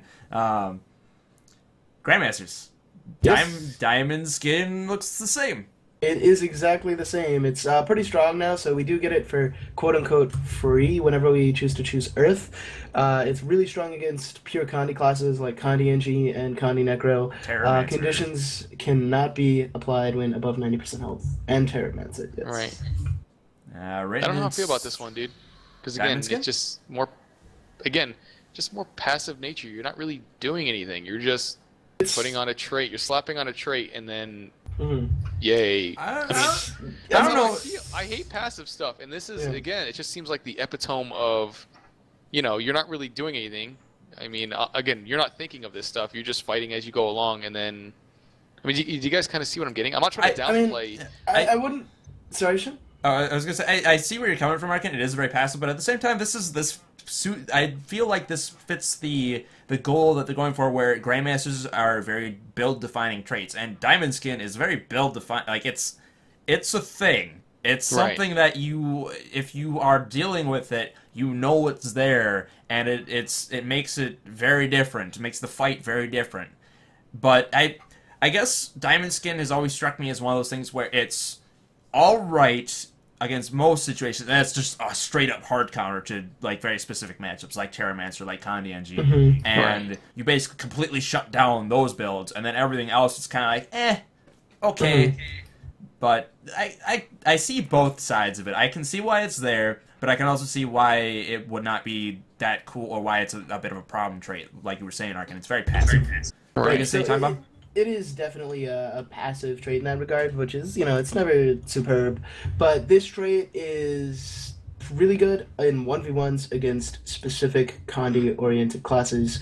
And that kind of scenario where you're 1v1ing a Condi-oriented class for a long period of time is not going to pop up as much now as it would like a while back. We're not in a Condi meta, or in a meta where people are trying to stick together to kill people, especially tanky people, faster, or they're just not going for that person at all. So the trait is often going to be little more than just a little perk. Like if you're at the first few seconds of a fight, you don't take Condis, it could be nice, but other than that, It's kind of rough.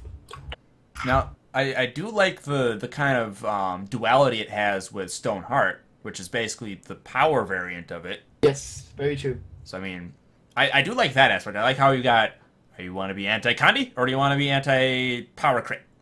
Well, see, here's my, again, I hate to keep doing this, but it's just hard counters of such nature bother me, dude. They do, and we don't need that in a game like this. You know what I mean? Completely shutting down a spec just from one trait line. You know, I mean, it doesn't jive with me very much. You know, I don't like that. The hard counters just shouldn't exist. This game should be, in the most part, be about skill. You know, landing your skills, not relying on something that you know, that's completely off the side of your head because you don't have to worry about it. Again, I'm not saying that the Elementalists don't need assistance in some of these in that regard, but it just seems like this is the lazy way about going it. You know what I mean?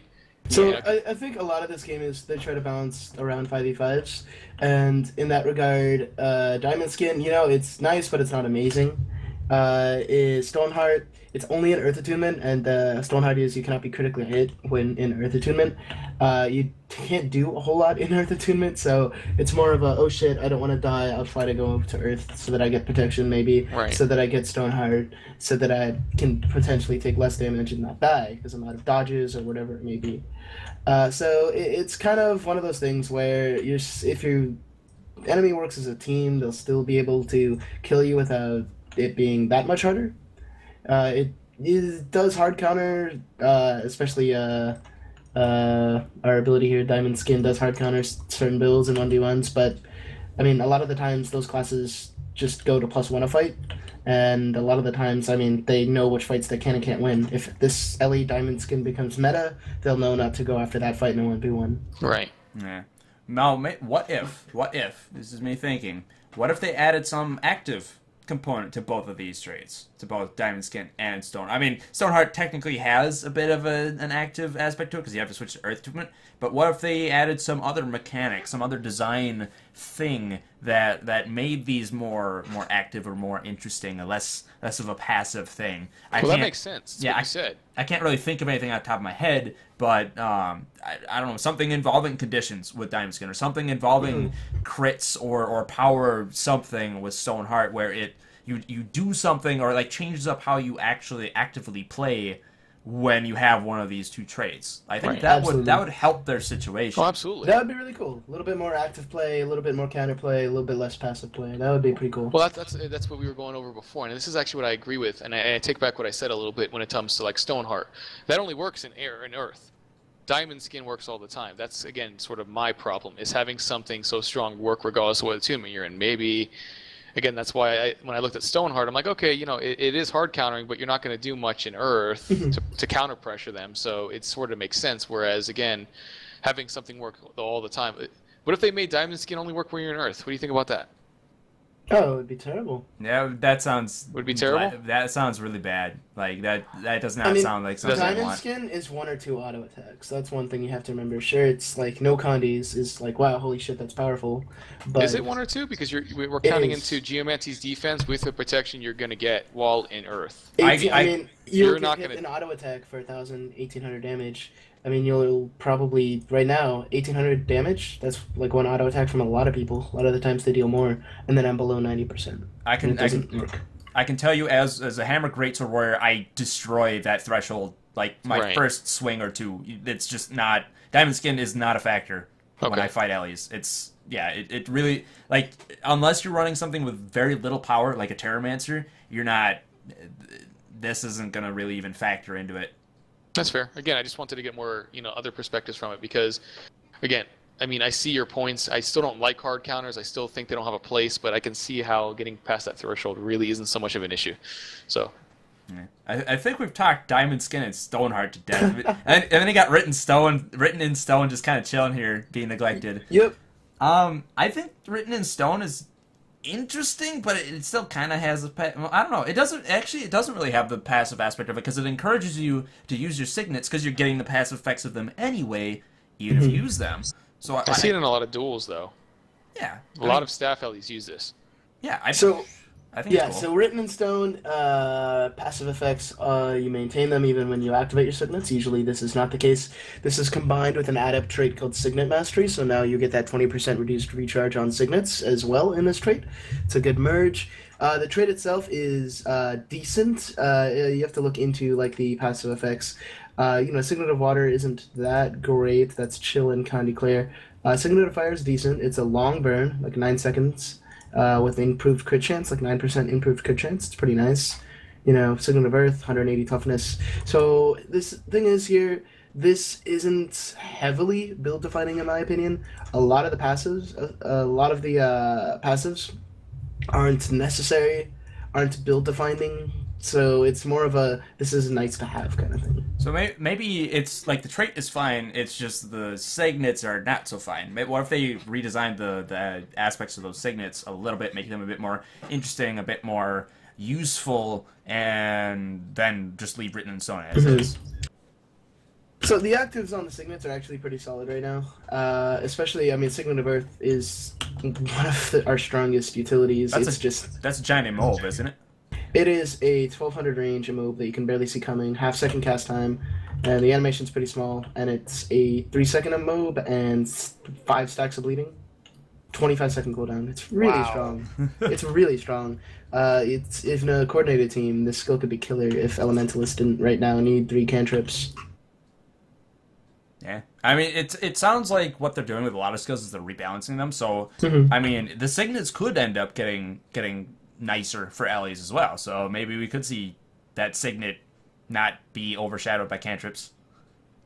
Yep, definitely possible. Definitely possible. Signet of Earth, Signet of Air, which is a 25-second stun breaker with 25% more movement speed passive, and of course Signet of Restoration. They're all really powerful. It's just cantrips are more powerful. Well, it's all about not dying in the end. You squishy allies. Alright, I guess that's it for Earth, unless there's any final thoughts on that. Seems good, honestly. I mean, a couple things here and there, but yeah, that's good. Like, more thinkiness, less damage. Yeah, thematically, it seems a bit more passive, which is kind of what Earth is. But I mean, it has problems with how Guild Wars is. But anyway, we talked that to death with Stoneheart and Diamond Skin. All right, Water. I have to switch to a completely different image for this one because of the Delphi didn't have a picture of those, or whomever took the screenshots on Reddit didn't have a picture of them. So of the tooltip. So I'm going to use the Delphi calculator to show these ones. That's on my end. That's for the sake of the video. But yeah, see the mist. Oh wow, there we go. You weren't kidding. Cool. This is an awesome calculator. That shaman made it. Really, really cool guy. Does a lot of good data mining for Guild Wars too. Yeah, definitely cool. I'll put a link to this calculator on the build or the video description when I put this on YouTube. So people listening or people watching, one of the two who are wondering where to find this, I'll just throw this in the description. Anyway, Water Miners, Soothing Mist. That's the same as it is now, right? Looks it, yeah. I don't know, Timebomb, what do you think about Soothing Mist? It seems powerful enough, considering what it is. Why does that say Soothing Mist? So, what we were... Hold on. Do we have a disconnect between the... Nope, that's right. That's right. There's a new adapt trait. So Soothing Mist is the same, Healing Ripple is the same, both really strong, especially Healing Ripple. Oh yeah, those ones are... I especially like Healing Ripple. I like that it's active gameplay, but it's also part of the package of Water. And what's the last one? Oh yeah, they moved Aquatic Benevolence from a Grandmaster Major to Minor. Yes. So this trait used to be a Grandmaster, and now it is our Minor trait. Its healing done to allies is increased by 25%. If I recall correctly, this does not apply to yourself. No, it doesn't apply. But it's nice for support. We do lose Bountiful Power as a Minor trait, which right now is deal more damage for each boon on you, 1% damage per boon. Nice damage. People don't really notice it often enough, but the damage is definitely pretty solid. It was nerfed a while back, so we're seeing it come back as a Grandmaster. Maybe we'll see it buffed. Yeah. Then I guess the Adept Majors. This. Let's see. Soothing Ice is what is Holy this? crap. What is Soothing Ice? It's like the most ridiculous trait I've ever seen in my life. Regen and Frost Aura when you get wow. That is the most ridiculous trait. It is very strong. That is stronger than Grandmasters and other trees. That's how strong that is. So we have Soothing Wave right now as an add-up trait, and that's 3 seconds of regen when you're critically hit, 10-second cooldown. This is basically adding in a Frost Aura on top of that. Man, and Frost Aura is damage reduction while you have it, and chill to people who hit you, and chill is gnarly. Chill is not fun to deal with. It's also free protection because synergizes with the rest of our traits. Oh man, it's very strong, and the trait already is pretty strong. I'm not quite sure why they did it, but it's very, very strong. Yeah, it didn't even seem like it needed a buff. It seemed like it was fine before. I'm surprised they added on the Frost Aura. I mean, it was really strong before. Wow. Yeah, that thing needs to go forever. Wow. It's very strong. Oh. Well, I mean, but considering how strong it is, we gotta weigh it up against what it's competing with. Piercing Shards? This is a merge, isn't it? I think. Or did they add an effect? What do we have here? So we have Piercing Shards. They actually added an effect. At first I thought it was a merge, but yes, so when attuned to water, spells deal more damage to vulnerable foes. That's what it did before. Now, additionally, vulnerability lasts longer. And I could not find out anywhere that said how much longer. Okay. I don't know. I think it's... If you're going for damage... This kind of has the same problem that serrated shards or serrated stones has in Earth, where this is a healing line, a very... like support healing oriented line, and you've got a damage trait in here. I don't understand what this trait is about. I never did. The problem is that maybe some people don't realize. I don't know. But Piercing Shards says when attuned to water, your spells deal more damage. So what the hell? First of all, there's no way to get Actually, that's not true. You can't get vulnerability with your dagger auto attack, but so you auto attack them with your dagger auto attack, and then you do more damage while in water. I don't get that. Yeah, water is not where we damage. Yeah, people. you're not. We have typically utilities that can damage. You throw puddles at people, dude. That's what you do. Yeah.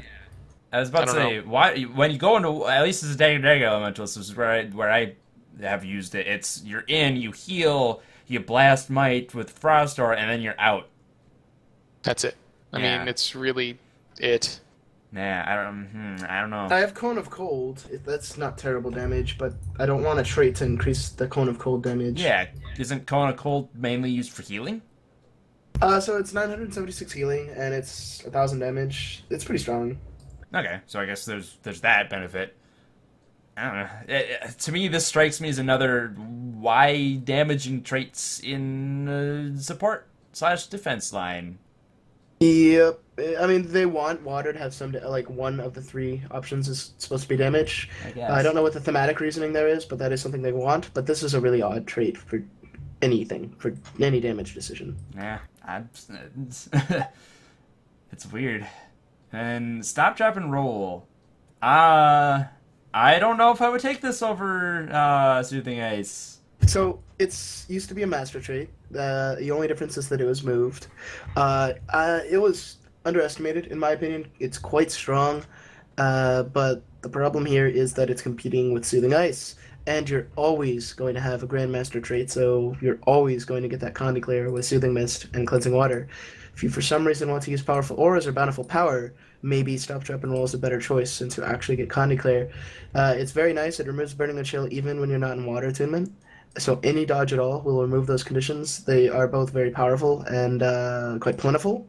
So it's nice to have that extra Con Declare, but compared to Soothing Mist or the new Soothing Ice, it doesn't quite stack up in most scenarios. Yeah, although one thing to keep in consideration is how powerful Burning and Chilled are as conditions.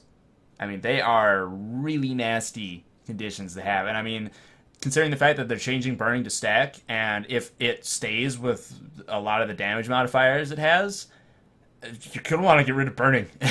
You will go. Absolutely. Yeah, you will want to get rid of it. I mean, you have it hard counters some things. Thief's Chill you just dodge it off.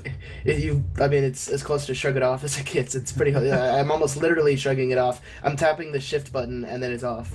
So, it's really nice to have. But so we don't see Doomfire anymore. So Doomfire Necros, back when they were there, the trait was kind of nice. Well, it may come back after these changes. But... Reaper, oh my god, yeah. Reaper Doomfire, please, God have mercy. But it's a good trait. It's not at all bad. Soothing Ice is so powerful, though. Yeah, that's the main thing I would have with Stop, Drop, and Rolls. It's nice, it's good, but Soothing Ice is better. It just doesn't stack up. Yeah. That's just so evil on so many levels. Wow. I don't understand. Soothing Ice could be any aura for 1 second, and it would still be really good. What if they took the regen out? It would still be good. Oh. It would still be good, but then it would put it closer to Stop, Drop, and Roll. But you lose the Condi Clear, and I mean, we have a lot of Condi Clear, but we'll still get killed by something. We kill stuff by out-sustaining as a Dagger Ellie. So if something is able to have decent sustain and can keep a massive amount of Condis on us to where we can't cleanse them off fast enough, you have like Condi Ranger, Condi Guardian actually at some level, and Condi NG sort of, not really, that can just steal so many Condis you literally die slowly. Pyromancer. Mm-hmm. Oh yeah. Mm-hmm. Yeah, so it looks like the water adept line, it looks like it's... Soothing Ice kind of takes the cake on that, and then I think quite easily, dude. Might like, be not a even little a joke. too much. I'm expecting nerfs. I'm definitely expecting nerfs. And I don't know what their thought is behind piercing shards. I have no idea what's going on with their heads. Yeah, it just sounds so out of place, just like with serrated stones in Earth. It just... Not even compared to serrated stones. I mean, we can bleed through utilities and through earth abilities, and those effects work through all attunements. This is literally only abilities while you're in water attunement. Yeah. I don't get it. I guess other than the vulnerability lasting longer, but considering how plentiful vulnerability is, especially with necromancers around, I mean, and I think Guardians get a new 25 vulnerability. Jesus trap? Beams. Yep, the Ion Cannon Jesus Beams. Jesus Beams. That's gonna get nerfed. There's no way they're gonna. Dude, it's like 1 second of 25 vulnerability. Though, but the trap lasts for 10. Yeah, but it keeps going. It's like it's more than just one if you keep someone in a spot. You know what I mean? Yep. It's interesting. Yeah. It's gonna be hilarious to see that on a conquest point with like thieves. Just oh my god. Oh, that'll destroy thieves. Are you kidding me? Beams everywhere. It'd be hilarious. Masters, Soothing Disruption is a merge trait, it looks like. That is right. So Soothing Disruption is normally a master trait, but we also get the effects of Cantrip Mastery, the adept trait. So we now have cantrips granting regeneration and vigor whenever you use them, and the recharge reduced by 20%. Cantrips are strong. I imagine that they'll try to encourage people to use other utilities for Elementalist in some fashions, with some rebalances, so we'll have to wait and see what happens there. But right now, cantrips are really strong, and that's a good trait. Actually, that is probably part of why they moved it to water, don't you think? Why they moved the cantrip recharge? Because cantrip recharge is currently in Arcane. It is in water, isn't it? Oh, it is? Mm-hmm. It is. So right now, cantrip mastery is adept, so you would take not soothing mist. You would take... There's so many soothing abilities in water. You take Soothing Wave, which is the gain regeneration when crit, instead of Cantrip Mastery. So now you kind of can have your cake and eat it too. Okay. So, assuming cantrips and Connie clear doesn't change too much with Elementalist, really, really strong combinations there. Okay, fair enough. I mean, Vigor. Vigor is nice. It is very nice. Very nice. Arcane wouldn't know. Arcane wouldn't know. Yeah, I do. Except mine's not permanent. At least you guys get to keep your vigor. I don't. What do you mean keep it? Like, you guys are still getting stuff that gives you vigor. They are. What do you mean? Like, okay, I'm gonna have, after these changes, I'm gonna have one trait that gives me vigor, and it's tied to a really passive and not something I want to take trait. And yeah, same here. And they're removing vigor on my other stuff. Makes me sad. So I'm actually losing vigor too. I'm not going honor anymore. That's actually been done. So yay. Okay, fair enough. Yep. Okay, I guess we can both be miserable together. Yep, pretty much. Good luck. Cleansing Wave. This is kind of the bread and butter right now. So Soothing Disruption's usually used more often than Cleansing Wave because the extra vigor and the extra Conning Clear on all your cantrips. Cantrips are all, you have 3 of them, they're oh shit buttons. It's nice to get the extra Conning Clear whenever I press an oh shit button. But Cleansing Wave, still really good. It's AoE, so a lot of Conning Clear support from your team there. It's nice to have. Definitely a contender. But if things stay very similar to how they are now, which they probably won't, but if they do, then Soothing Disruption is probably going to take the cake most of the time here. Mm-hmm. Fair enough. And then the last one, Aquamancer's Training. Makes no sense. No, it's damage. It's used in Sector Focus. Water. Oh, wait, it's for everything, not just water. Okay. Yes, exactly. It's not piercing shards. It makes a little bit of sense. So this is deal 10% extra damage when your health is above 90%, and they're merging in the Master. So that was actually an adept trait, by the way, that Vital Striking, to 10% extra damage. And the Master trait here is the 20% lower water ability recharge, which is Aquamancer's Alacrity. Blah, I can't talk. Aquamancer's Alacrity. I don't know. Like this one, I understand a bit more because, it's more damage, but this is in the water line, and it's not really limited by things. This allows you to do some more damage and contribute to damage alongside your allies, but also go along with the other aspect of what you're there for, which is to kind of act as support and heal people, and giving you reduced recharge on all your water skills, your water weapon skills, allows you to continue doing that passive support healing stuff, or that active support healing stuff that you're trying to do by going down water anyway. I like this makes more sense than the stuff we had up in Earth, because you're there to support your allies, but this gives you an option to support them by dealing damage alongside that, and also do your healing support stuff. I like your trait of thought, and yeah, I completely agree. It's a pretty solid trait for what it is. Again, 90% health, so 1 or 2 auto attacks. But I mean, depending on your build, it may work pretty nicely, especially if you're like one of those really bursty, I get in, I do damage, and then hopefully I get out type of builds. This is 10% free damage. I was actually going to say, this actually seems more of a PvE. Like, this seems like a really good trait for PvE. Like, you're doing dungeons together, or you're doing, say, Fractals. Like, Fractals immediately comes to mind, and I also immediately link this with what kind of Guardians do in high-end Fractals, which is they're there to do damage alongside everyone else, but they're also there to act as support and kind of like a base level of extra healing to help people stay sustained and in the fight longer. This is what I immediately thought of when I saw this trait. So it makes sense to me. This makes sense to me in water and where it is and what it does, as opposed to some of the stuff we saw in Earth. Right. I think it's a nice trait. I look at, especially Soothing Disruption is easily taking the cake, because you're going to be going down the stream more for sustain than anything else. Maybe. No, come on. When have you not taken this as an Ellie? Vital Striking is occasionally taken by Fresh Air Ellies, because they go in. Right. Yes, they go in. They do a lot of damage, and then hopefully they're done with their main burst. They have a little bit of sustain damage, a little bit of get the hell out buttons, and then hopefully they don't die. All right. No, that's fair. All right, there we go. I was thinking more along the lines of DD, where again, just the sustain is just through the roof, so you might as well just keep up with that sustain and just take Soothing Disruption.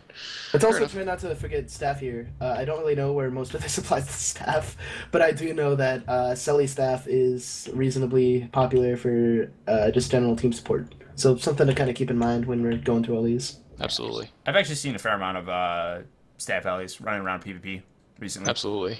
The damage is pretty significant on top of it, so oof. You do not want to screw with them. No, you don't. Especially that line of warding earth wall they got.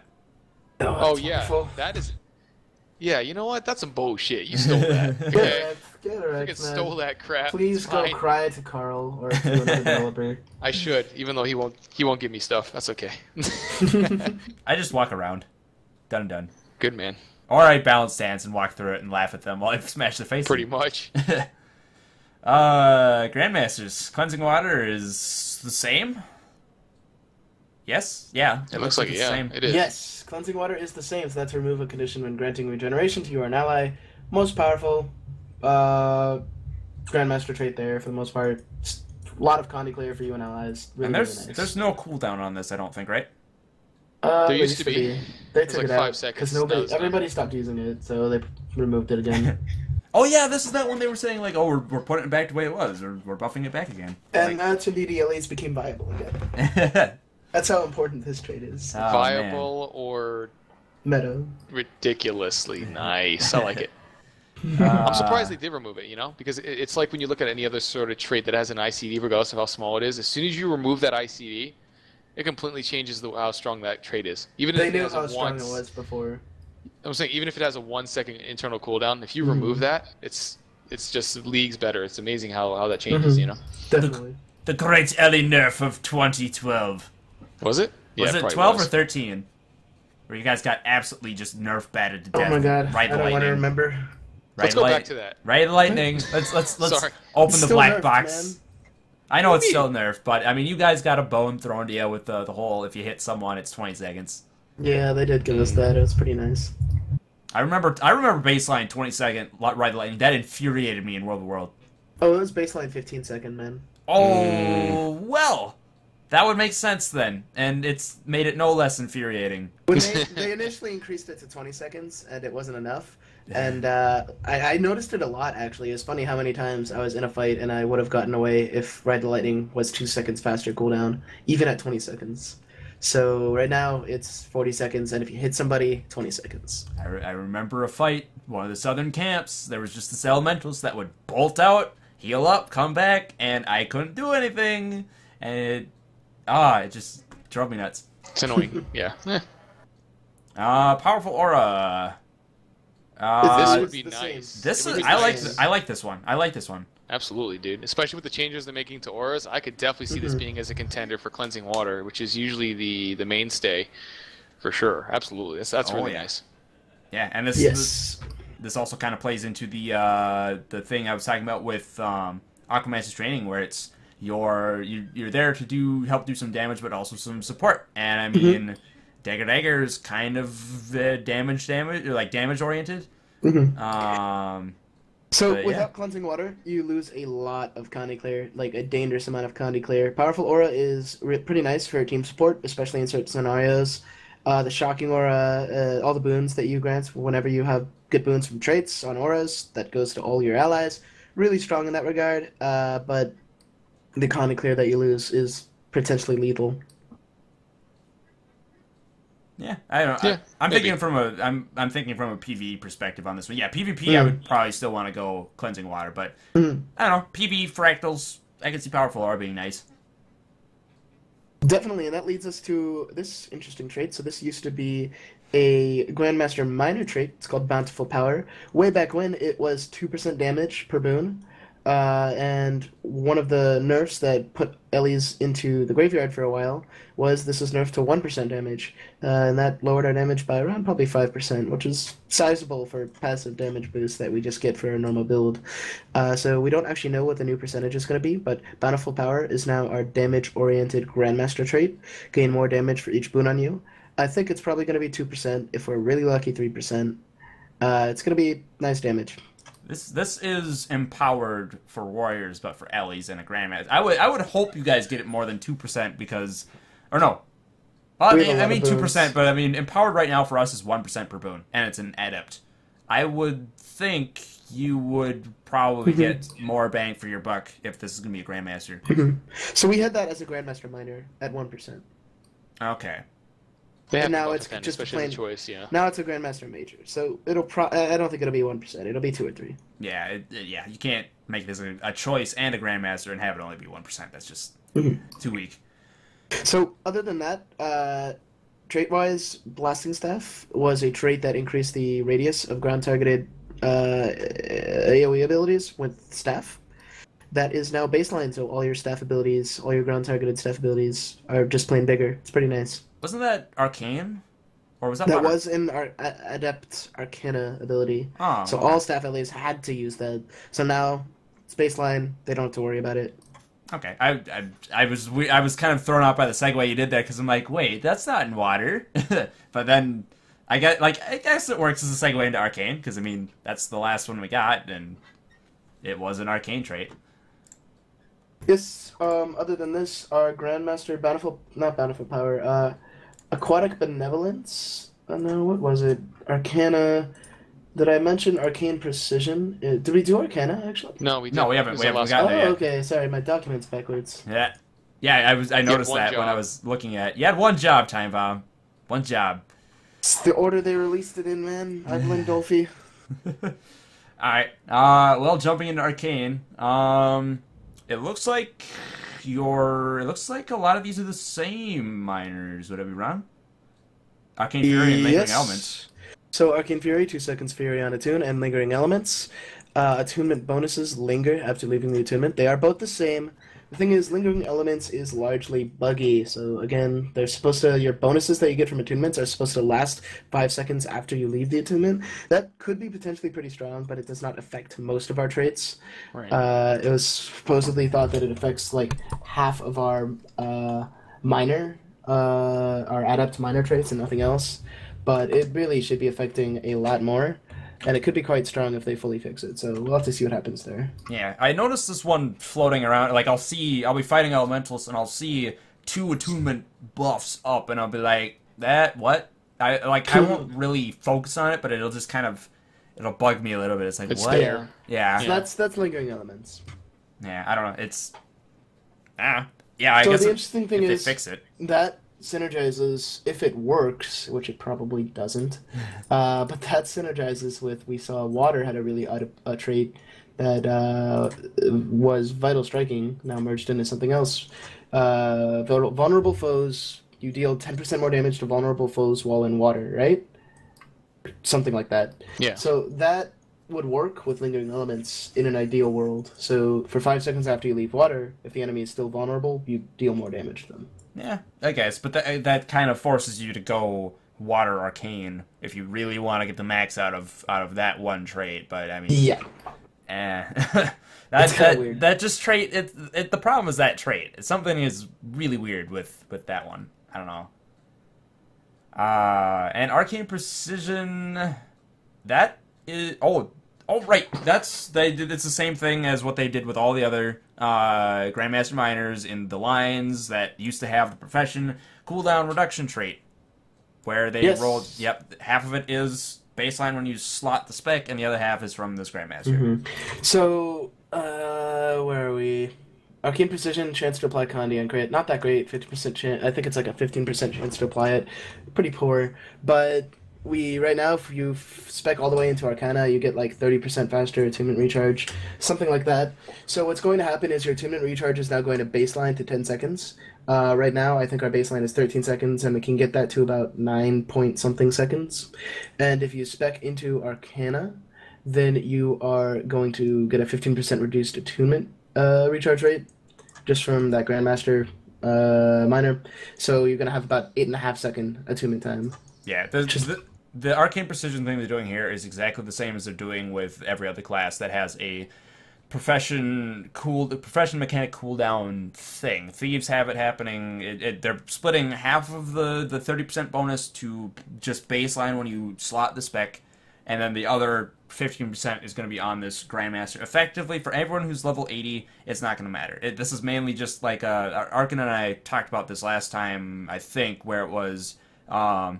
When you're leveling, you get this spec, and boom, you feel good because you got that 15% bonus as baseline, and then once you unlock this Grandmaster minor, you get that other 15%, and you feel even better because it adds a bit more to it. Right. I just ignore it, dude. It is what it is. You know, I don't factor this in at all. It's going to be the exact same as it is for everyone now. Just separated Actually, a little bit lower attunement recharge. Yeah, rate for you guys, it's gonna be a little different because of the. We are special. Yeah, you're special.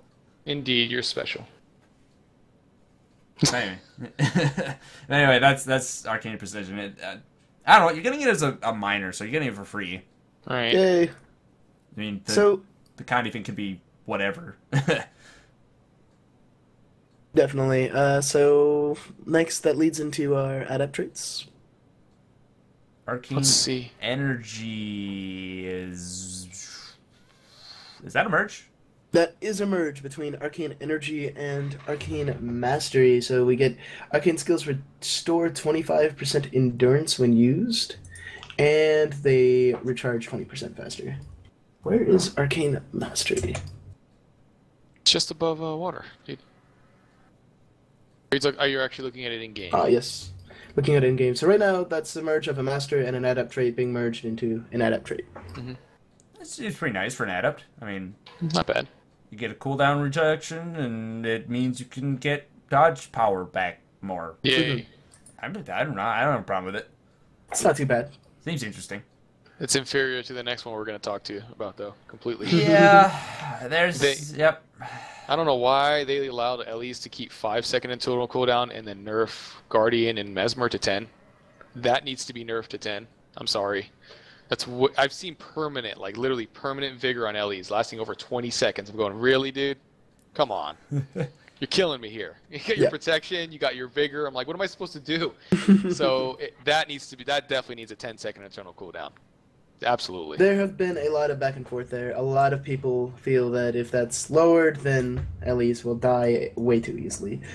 We'd have to see how it plays out. But they decided to not. They actually were talking about nerfing it to 10-second cooldown for 50% vigor uptime, but they decided against it. So on top of that, so that's basically 100% vigor uptime. And then Arcane Abatement is moved actually from Water. It's now in Arcana. It's an adept trait option to take less falling damage and create some fields when you take falling damage.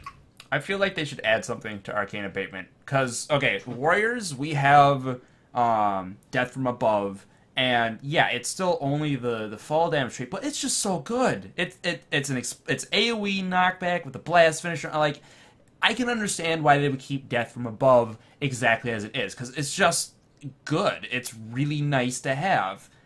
Arcane Abatement, I don't know, are you going to drop on your allies all over the place? Like, I feel like they should add something more to Arcane Abatement. It doesn't seem powerful enough. I guess, how long do those fields last?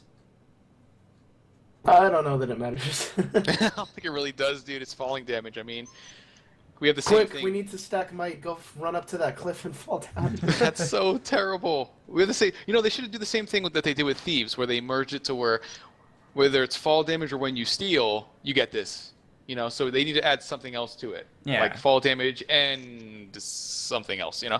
Because, like, the Warrior one, if anywhere, like, obviously all of these are applicable to open world PvE. Pretty much anything is applicable to that. But, like, as far as outside of that, a lot of, like, fall damage traits typically don't really have much of an effect as they are now, where it's just the fall damage, whatever, because the effect that happens when you fall doesn't really affect what's going to be at the bottom in any other matchup. Warrior, if anywhere, you have the applicability in World v. World from keep defense, because you can jump off the gate, and that's just enough fall damage where you land and you proc it, and that's really good for disrupting people who are doing, say, rams on a gate. It's too funny. Yeah, it's hilarious, but it's also useful in at least that aspect outside of open world PvE. Whereas a lot of these other fall damage traits, as they are currently, not how they're getting changed, they don't really have that benefit. I guess kind of the Mesmers, because it does some stuns and stuff, but it doesn't...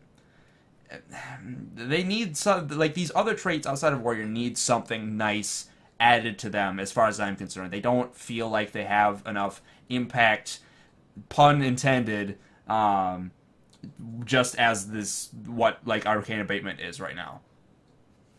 I don't know. What do you guys think? I PvP, so... Yeah, I'd never use that. Okay, I guess it's just my perspective as a PvX player.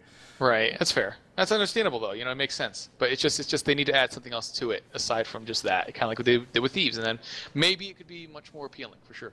Yeah, I don't know. My perspective, it needs more, but I guess if PvP, no one's gonna take it. You never take fall damage, really. I mean, few spots maybe. But... I mean, Arena Net does kind of like vertical play, so don't hold your breath. Well, I mean, like Maguma Jungle. This is still PvE, but Maguma Jungle, there's gonna be a lot of verticality. But then again, a lot of that verticality is gonna involve death. But I don't know. Or gliding. Or gliding, and then death. One of the two. One of the two, or both. I don't know. Arcane Abatement, I'm not thrilled with it. It's a little weird. Alright, I guess Master Traits. Arcane Resurrection... is the same. Is the same. I mean, it seems interesting. Kind of. Does it? Kind of. Is this I have not checked the warrior trait. Is the warrior trait also 10% increased res speed? That used to be a minor, and they're getting rid of it. Really? Yeah, that used to be our master minor in tactics. It was just 10% increased revive speed. They're removing that, then taking our Grandmaster, putting that in the Master, and then they're putting I think a brand new one in the Grandmaster. Interesting. Okay, so you guys aren't even gonna have that. No, we're not gonna have that That'll be anymore. nice. Mercy Warriors. Oh, Mercy Banner bitches. I hate that build. But I don't like, this seems interesting, and it's nice that it's a choice. I just kind of wish that my team wouldn't die. Yeah, You know? I mean, I guess if you're gonna be a bunker Ellie in a team fight, this would help with your aura sharing stuff, I guess. Potentially, if the auras also grant the boons, it might be nice to have some protection and whatnot when you get up. I don't know, if you're a really support oriented person in PvP or PvE like dungeons, I guess I could see this being useful. Like everybody wipe except for the Ellie, and then he rests everybody, and then Everyone gets I shields. have no idea. I mean, it doesn't look like there's a cooldown on it, so. I don't know. Elemental contingency. So this was moved. This was one of our newer Grandmaster traits. Basically, we gain a boon when struck. It's okay. The protection that we get on strike when we get struck is pretty nice. It's okay. That's how I feel about it. The real interesting part comes in the Grandmaster traits. But first, what is next in Master? Final shielding. Yes, so Final Shielding was an adept trait, and it was moved. Otherwise, it is the same when you get below certain health, gain Arcane Shield. The only bad part about this is occasionally you might die before this ever pops. Because it's 25 void. Yeah. It's the same problem as, what is that? The Adept Earth one. That gives you... yes, the Earth's Embrace for Armor Earth. Yeah. I mean, it's got that same problem where the threshold might be a little too low. But, I mean, it seems fine. Arcane Shield is really powerful. It is a really strong ability. So, I mean, I've had that saved my ass a few times way back when. It has saved the ass of so many fresh air Ellies. I can't even. It drives me nuts when I see that pop. I was like, no, that was perfect. So these choices are decent. Arcane Resurrection, I don't know, but the other two, pretty solid. Yeah, this seems like the most meh of your master lines. Like, they're all benefits. They all compete with each other decently, but they're not exactly exciting. I don't know. That's my perspective. They're useful, but not exactly exciting. It's all about staying alive. I guess. Yeah, that makes sense, actually. So this is where it gets really interesting. The biggest change for Elementalists is in our Grandmaster Arcane. I have heard so much buzz and salt and everything over this. Yes. I'll let you take it away. Sure. Let's go over Elemental Surge, because I know everybody's dying to hear what I have to say about Elemental Surge. So Elemental Surge is currently a Grandmaster trait, and whenever you use an Arcane skill, it will actually proc a Condi on the enemy based on your Attunement. This is especially nice if you're an Earth, you use an Arcane skill, and they get immobed. Really solid for setting up a whole lot of cool things. On top of this, they're combining in Arcane Lightning, which is actually a master trait from Air, and this will let you get more ferocity on whenever you use that Arcane ability. So it's pretty nice, pretty solid, decent. I've heard some people trying to make it work. I haven't seen any reasonable builds that make it work, but I'd love to see some. I'm sure there's some possibilities. Evasive Arcana is staying the same. It's really strong. You get that Blast Finisher in Earth. You get that healing Condi Clear, AoE, mind you, in Water. In fact, it's the same exact heal as Cleansing Wave, which is a 40-second cooldown ability in your Water Attunement. So it's very strong, very integral to our survivability. And then we have our new Grandmaster trait. Yeah, here comes the salt. Here comes the salt. Enjoy it. Screw you. Yeah, that's right. I'm sorry. You guys done? Are you guys done? No, I'm not done. Eat it. Keep going. No, eat it. Okay. Arken's just caking the dirt. That's right. dirt. Salt in the wound. The most questionable change, the biggest nerf out of all of these trait changes is going to be our master trait, Elemental Attunement, moving from Master to Grandmaster and competing with Evasive Arcana. So Evasive Arcana, we get that blast finisher, a little bit of extra damage, really nice. The blind is great for utility. Even the burn isn't bad. The blind, cool for downed enemies. And then we have to compete now with Elemental Attunement. And I think I've read some people say Evasive Arcana is so good. Does Elemental Attunement compete with it? The fact of the matter is Elemental Attunement is better. Yep. That's my opinion. That's the opinion of a lot of high-tier elementalists that I've talked with. Well, the thing Did is, you have a comment? It synergizes so well with so many things. Like, it's really, you're 100% correct. It's just better. And it gives you so many benefits.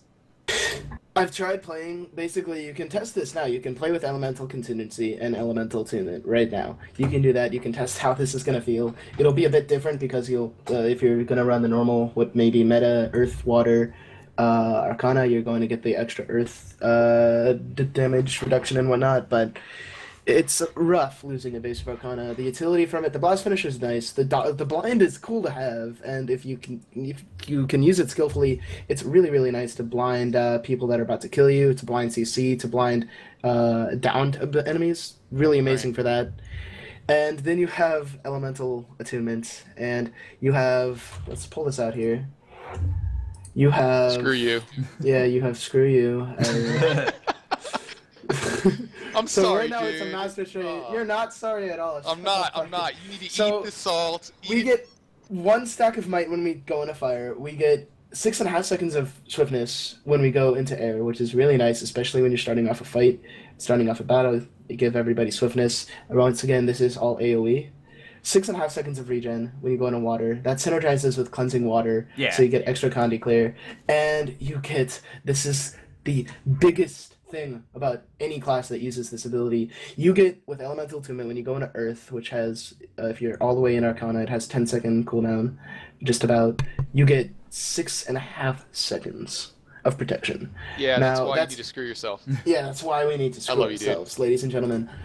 So this is really, really, really strong. So if you want some math, protection is 33% less damage that you take. This is equivalent to having 50% more armor.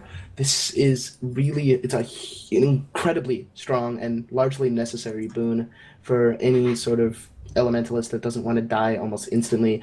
If I have 1,000 armor, all of a sudden I have 1,500. I think you can base base Ellie right now has 1,800 armor with protection. That's equivalent to 2,600 or somewhere around that. It's really, really, really strong. You need it. And the thing is, you also give protection to your allies, which often do not have much access to protection. This can save them when they're low. This can help them sway the fight in their favor when they're kind of high health, keep them at high health. It's an incredibly useful trait. Not to mention the regen that you give when you're turned into water is the same. It is the same as Cleansing Wave. Cleansing Wave is that master trait that clears a Condi when you enter Water Attunement. You already do that with Elemental Attunement with that regen combined with Cleansing Water. It is so freaking strong, so integral to the class. There are a ton of complaints because Evasive Arcana, especially the water dodge that gives us a heal and a Condi Clear, really helps with our sustain. It does. It's noticeable. We can still sustain without it, but it's going to be rougher. And the utility that you get, the might that you get, is so nice with Evasive Arcana. It's one of the coolest traits in the game, in my opinion. Right. But Elemental Attunement is so freaking strong. I've heard some people say, well, make the Boon's baseline for self and then for yourself and lower the duration, then have Elemental Attunement and Grandmaster make them AoE and ... And Elemental Attunement is really, really good. If you're going to choose Arcana, you're going to want that team support, or else you're going to... you're already kind of lacking team support in comparison to Warrior. That AoE protection, you are like a god with that, giving that out to all your buddies, so... That's what they're doing. They feel that Elemental Attunement and Evasive Arcana are both strong enough to be competing with each other on Grandmaster.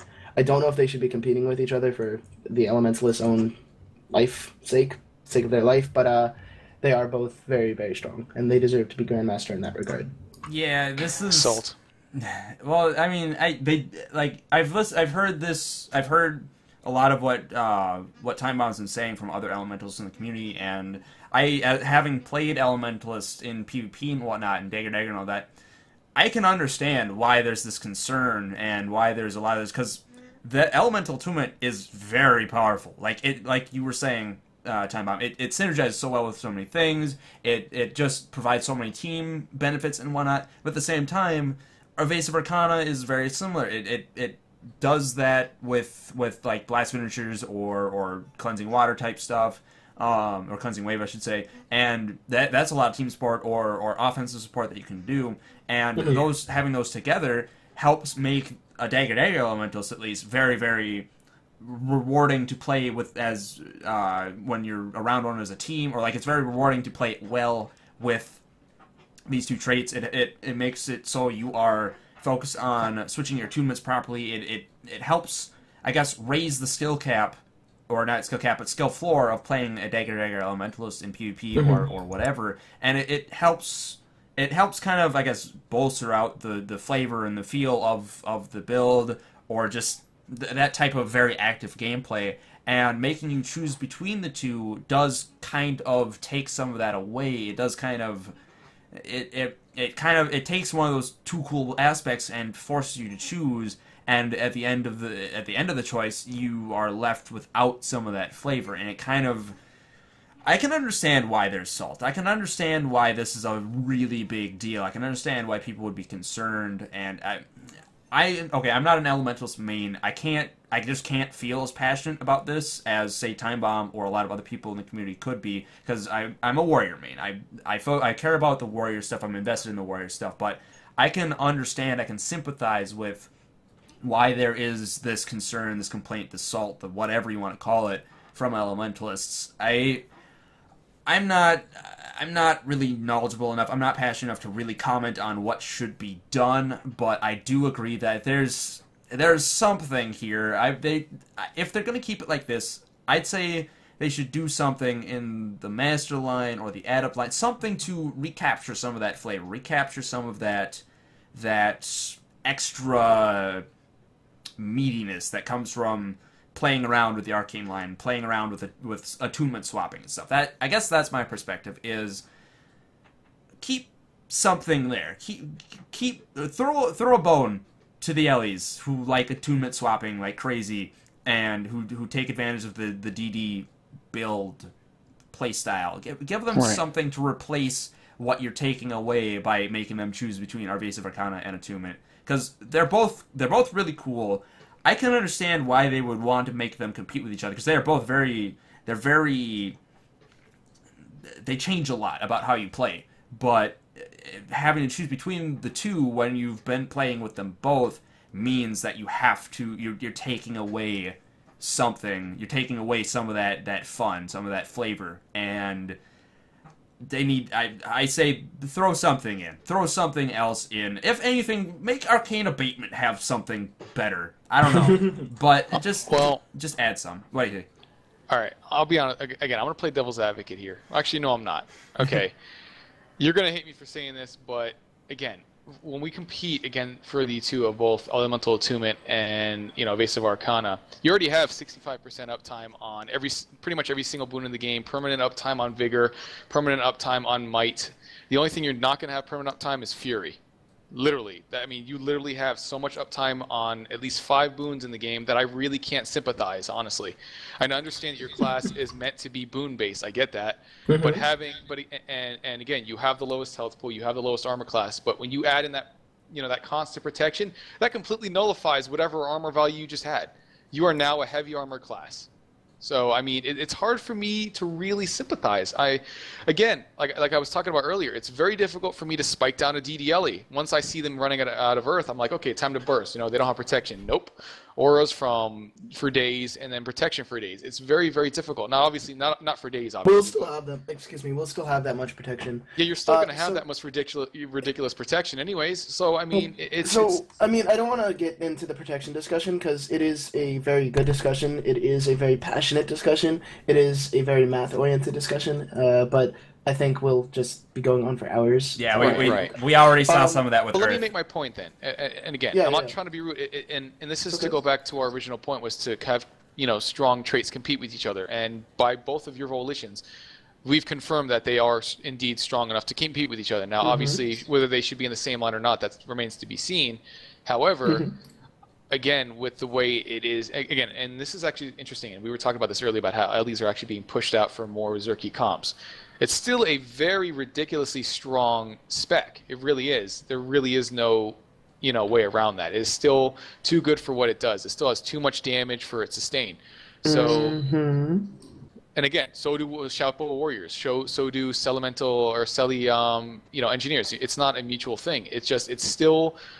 And that sort of, again, contributes to that. So having a choice, you're not supposed to have everything in this game, by no means. And I think having that choice, affords you to say, okay, do I want those extra boons, or do I want these blast finishers? Again, that's how I feel. It's very difficult for me to sympathize. The thing is, you can definitely go Evasive Arcana, and say Elemental Contingency. You can build up enough self-protection to be viable enough to have enough protection to stay alive. As a, say, a DD Elementalist, just to point out some stuff people have been saying in chat. But if you want to play meta, if you want to be useful to your team, you're going to absolutely want Elemental Attunement. In fact, that's one of the reasons, it's one of the main reasons you're there. You can already self-sustain, and but that Attunement, that protection that you give to people, but it's not to people. The radius is so tiny, you're not going to be giving it to anybody. You should be giving it to people. You should, yes. And what should have happened is they should have made it baseline, but they should have reduced the duration by a decent amount, and then maybe increase the radius. I agree with that part, absolutely. But again, having so much uptime on so many boons where it completely nullifies that light armor aspect bothers me. You might as well not even have the light armor aspect, honestly, because you're not. You are now a heavy armored class. With that being said, again, I could be completely wrong. I don't want the Elementalist to be pushed out of the meta. I want everyone to have a viable spec. I just think that having so much given to you, regardless of especially from just one trait, because that trait is literally build defining. It really is. Without it, I can definitely see Elementalist just dying in a split second. With it, I'm like, geez, man, that's a lot of shit. Without the trait, we can run Elemental Contingency, Elemental Shielding, and have enough protection to stay alive in most scenarios. Okay. But the thing, we want to play as a team. In the end, this game is supposedly, quote-unquote, balanced around 5v5. It's 4-5v5 PvP. We want Elemental Attunement. We want to give that protection to our allies, and that's really, really important. Okay. But, I mean, one of the things that is happening, I want to kind of stray away. If you guys are done, I want to stray away from the Elemental discussion. Here, there's one thing I want to jump in and say before we move away from this. Sure. This is just an idea I had. What if, since Elemental Attunement, a lot of what makes it powerful is the boon sharing aspect and the fact that it synergizes so well with a lot of things. What if they moved it back into Master, and you would be able to take Elemental Attunement and Evasive Arcana again. However, they took away the self-gain of the boons on Elemental Attunement. You'd still share them. You'd still get the synergy of things like cleansing water or whatever it is with the regen and the Connie Cleanse and all that. What if they moved it back so you could take both again, but they removed the self-gain of the boon on Elemental Attunement? What would that do? What would Wait, they removed the self-gain? So you would not gain protection. You would not gain swiftness, but everyone around you would. And maybe they upped the radius or something like that. And would be a baseline? Or master? It would be back to master or whatever. Basically the point would be you could take it and Evasive Arcana again, like you can now. What do you think about that? I haven't heard that suggestion. I've definitely heard make it baseline for only yourself. I haven't heard make it master. Well, that's a really interesting thought. I'm not sure, because you'd still want enough protection so you stay alive, so you'd probably ignore the master add up, whatever. Just make it so you could take it and Evasive Arcana. Just make it so you could take both. That's okay. But you can't take Elemental Contingency with that. Well, say it was an ad. I don't know. Say you could take. It matters, actually, because if you could take Elemental Contingency, you can use Elemental Shielding and then get enough protection for yourself, no matter your teammates. If it's in Master, though, they compete, and that actually might be interesting. But it's so powerful, I'm not sure how that would play out really well. I think you need the AoE protection for your teammates, but how many traits are there like that where it's that heavy of an AoE support without actually supporting yourself? We actually have Aquamancers. We have that new Grandmaster minor trait in water that's 25% more killing to allies, but not yourself. But giving all those boons to your allies without giving them to yourself. Like they have the, I'm sure they have the tech. I'm sure they could do something. I feel like there's another ability that does that. But well, should that not have been sort of the case in the beginning, where again, if you're going to have some strong form of support, then the initial application to yourself should not even be that strong to begin with? Am I right? Because then again, what's the point of having abilities that support yourself only when they're being completely overshadowed by support abilities that not only support you very well, but your teammates in the same fashion? You see what I'm getting at? So you're not supposed to be able to have support abilities that completely overshadow those selfish abilities. And that's why I kind of look at Elemental Attunement. Like, that's exactly what it does. It is so strong for you, and it is so strong for your teammates. There's really no downside to it. Again, that's why I was looking at, and I was taking into consideration again, lowering, making a baseline, but lowering the duration. That way it's not as ridiculous for both you and your teammates. You know what I mean? Yeah. Like, my suggestion is removing the self aspect of it, and it's a support trait.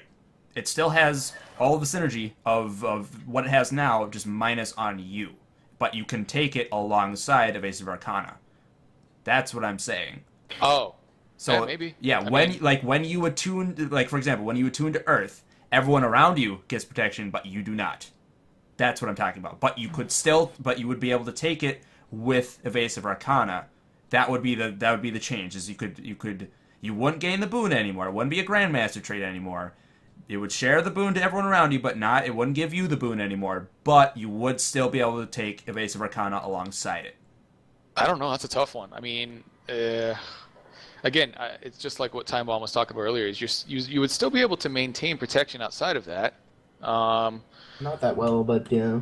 Yeah, you would be able to, but they would have to update. They would have to up the range to like 600 to I where was saying you have update the range or something like that. Yeah, they would have to make it strong enough for your teammates, actually make it hit them. Because again, I don't consider it as a team support skill. I mean, it is literally the size of a traded symbol. It's tiny. It's not really support. So it's just, I don't know. Like, my perspective on this whole the assault, the concern, all that is the fact that you can't get that support aspect and synergy of Elemental Attunement for your allies anymore, and still get the kind of the self-oriented. I mean, there is a little team support in there, but a lot of the self-oriented support of Evasive Arcana, like that, it's the fact that you can't take those together anymore, and it removes a lot of play with Ellie. That seems, from my perspective, that seems where a lot of the concern and everything comes from. But it seems like to me, Elemental Attunement, it's not so much about you, it's more about your allies, whereas Evasive Arcana is about you, and that's why a lot of allies take them both together. So they're both supposed to about you and your allies. Like, I want to blind downed enemies to secure a kill, or help a teammate secure a kill, which then helps my team in a fight. I want to heal myself, or I want to heal using Evasive Arcana to heal a teammate. I want to use Elemental Attunement to cure a Kandi, grant regen to me and an ally. I want to use it to give protection to me and an ally. I definitely want it for my ally, but I definitely want it for myself, so I'm kind of being, like, the selfish, generous person here. Yeah. But that's the thing, is that you can't have that. You can't have support and selfishness. You can't have both. It's not fair. It's not fair to the abilities that are selfish but are still being completely overshadowed. I'm not trying to be rude. I'm just letting you know that you have to pick one or the other. If you want a support skill or a support trait, then that's what it should be used for. It shouldn't be as strong as a selfish skill while also supporting your teammates. See, I think maybe this discussion is going to take a long time, but basically a lot of things that we see with Elementalists combine this notion of, like, hey, we're supposed to deal condition damage and normal damage. Hey, we're supposed to be being offensive while being defensive, that kind of thing. So it's a merge of a lot of roles. I haven't heard that idea before, Shin, so I think that's really, really clever. I'm not sure how I feel about it, if it'd be too strong or not strong enough. I'd love to playtest that, but that'd be awesome. I'm not sure. Right? Yeah, that would be. Well, but I'm not sure. Like, we know it's a big change. There's a huge possibility that they'll be making that it will not be going to release to live in that same form, with a lot of other things. But I'm a little curious. I'd like to go past that and talk a little bit about some baseline stuff. Yeah, here we'll just quick cap off. Right, well, we're kind of already capped out, but I was going to say, like, they are, like, ANET, you can tell they are listening, they are looking for feedback and a lot of that stuff on this, and who knows? Maybe they'll listen to the podcast and they'll get to this discussion about Elemental Attunement versus Basic Arcana, and I don't know. Maybe they'll go with my idea, or maybe my idea will be some sort of inspiration for them. I don't know, but all I know is they are looking for feedback on these things, and they know that a lot of people have problems with that whole forcing you to choose between Arcana and Attunement, and they've got to be considering something. So I have a feeling, like you said, it probably won't ship in this way, or something will change. Maybe, I don't know, but it'll be interesting regardless. It'll be interesting to see what happens. Absolutely, dude. Yeah. Like I said, everyone should be viable. I don't want to see them get, nerfed into the ground like they were before. It's just, again, there needs to be some sort of take and give. That's all. Every class should have that. I'm not just saying Elementalist. It's just there needs to be some sort of give. That's all. Definitely. Anyway, you were going to say on baseline stuff. Yes, so Elementalist has the lowest armor and health pool in the game.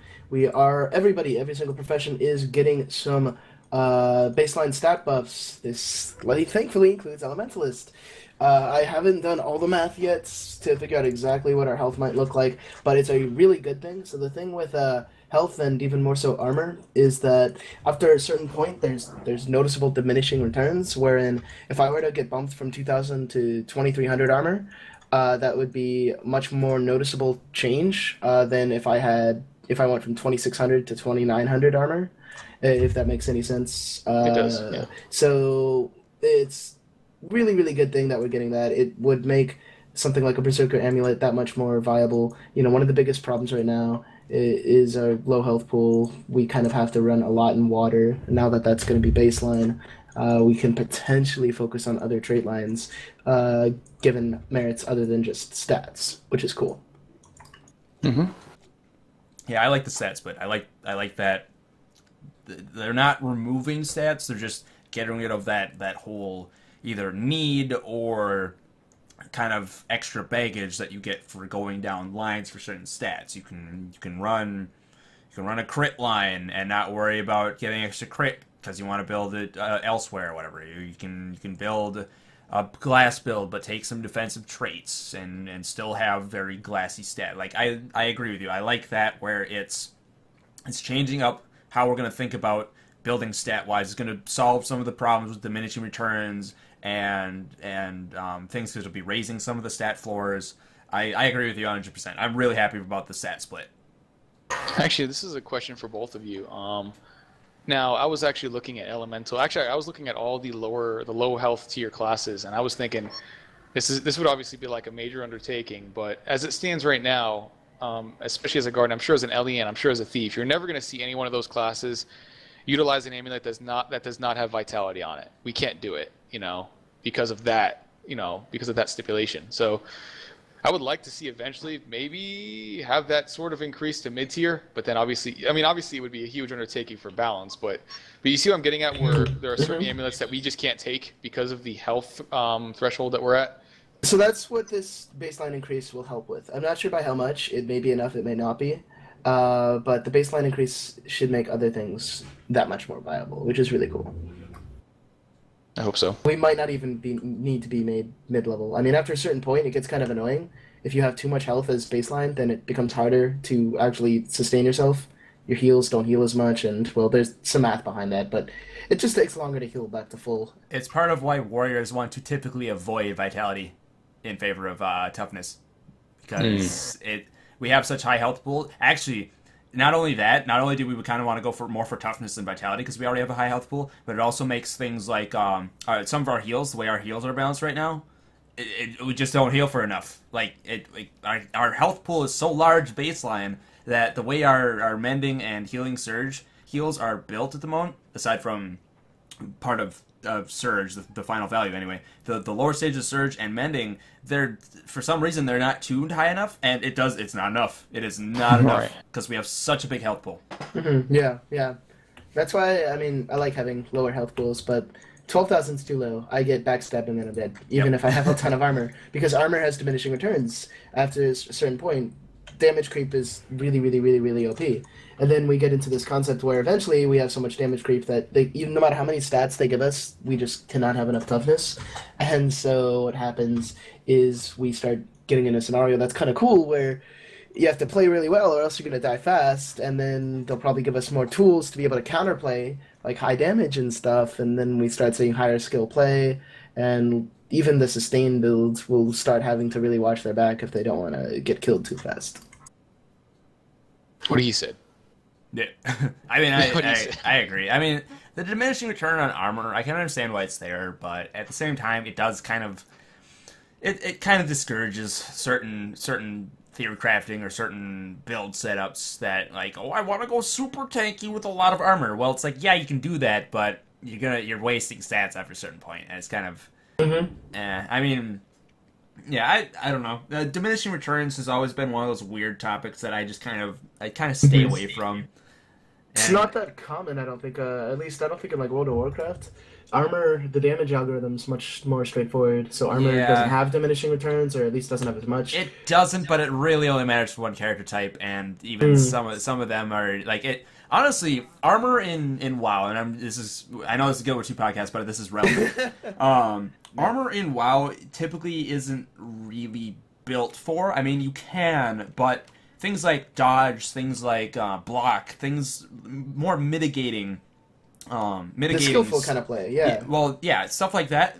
Well, I mean, those are passive stats, but the mitigation stats in WoW are typically favored because how block and dodge work is there are chances to avoid or chances to mitigate largely incoming damage. Like a block is going to reduce, say, half the... I forgot how they changed the algorithm a couple of expansions back, but it's basically you block and you take, I think, half or something like that. And what your block stat does is it increases the chance to do that. Dodge is an increased chance to completely avoid an attack. Armor just reduces the damage you take. I mean, it's good to have the armor stat alongside these dodge and dodge and block stats, but you don't necessarily want to build completely for it because you are still eating damage, and the amount that armor the amount that armor mitigates, I should say, doesn't size up to how good block and dodge are, because those are flat percentage reductions across the entire attack. Like dodge is completely dodging it and taking no damage, whereas block I think is like half anyway. Again, I don't play tank in WoW anymore. I don't play WoW as much as I used to, so a lot of this stuff has changed while I was away. But anyway, it's kind of the general idea behind it is you want to opt for the more mitigation type stuff than you do want to just focus on the soaking stuff. For certain character types, like say a Guardian Druid, they're built around either dodging or eating it. So they want to build for health and dodge because they don't have a shield, for example. They can't block. They just dodge or they eat it. But things like a warrior or a paladin, they have a shield and they can dodge and they can soak the armor. So it's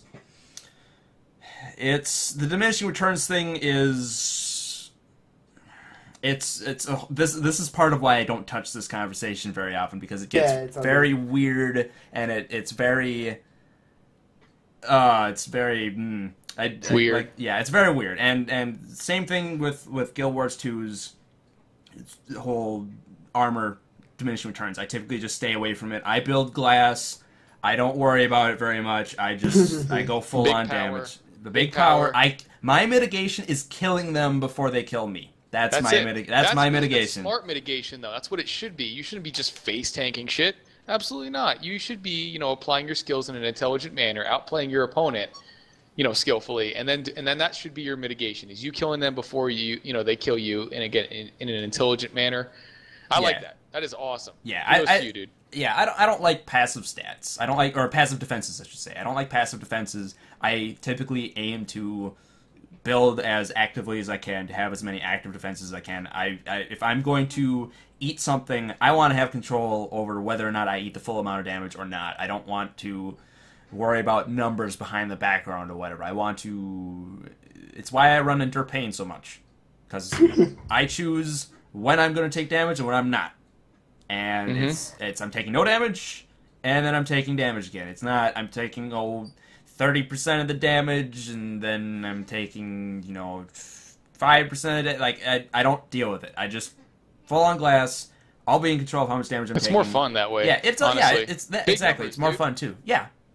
And also, yeah, big numbers on damage is fun. Who likes to watch those little tiny freaking condition numbers? That's just boring. Come on, we want to see giant 10k hits. That's just more fun.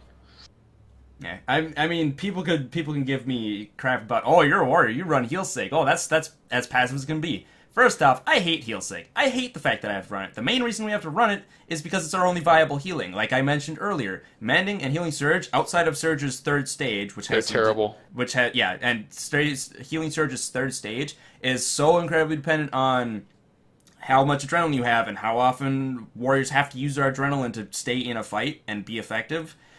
It's not reliable. They just don't heal for enough, so they're not viable options. So I have to run Healing Sig because that is the only thing that can viably sustain me for as long as I need it in a fight. Now, luckily, they are looking at the numbers, they're revamping some stuff, they're nerfing Signet anyway, the passive, and they're increasing the active and giving us resistance. They're making Signet more interesting, and they're hopefully rebalancing our other heals to be more viable. I'm stoked for that. I've hated healing Signet since it became as powerful as it is and pushed our heals out. I'm sick of healing Signet, but for now, until these changes come in, I have to run it because it's our only viable heal.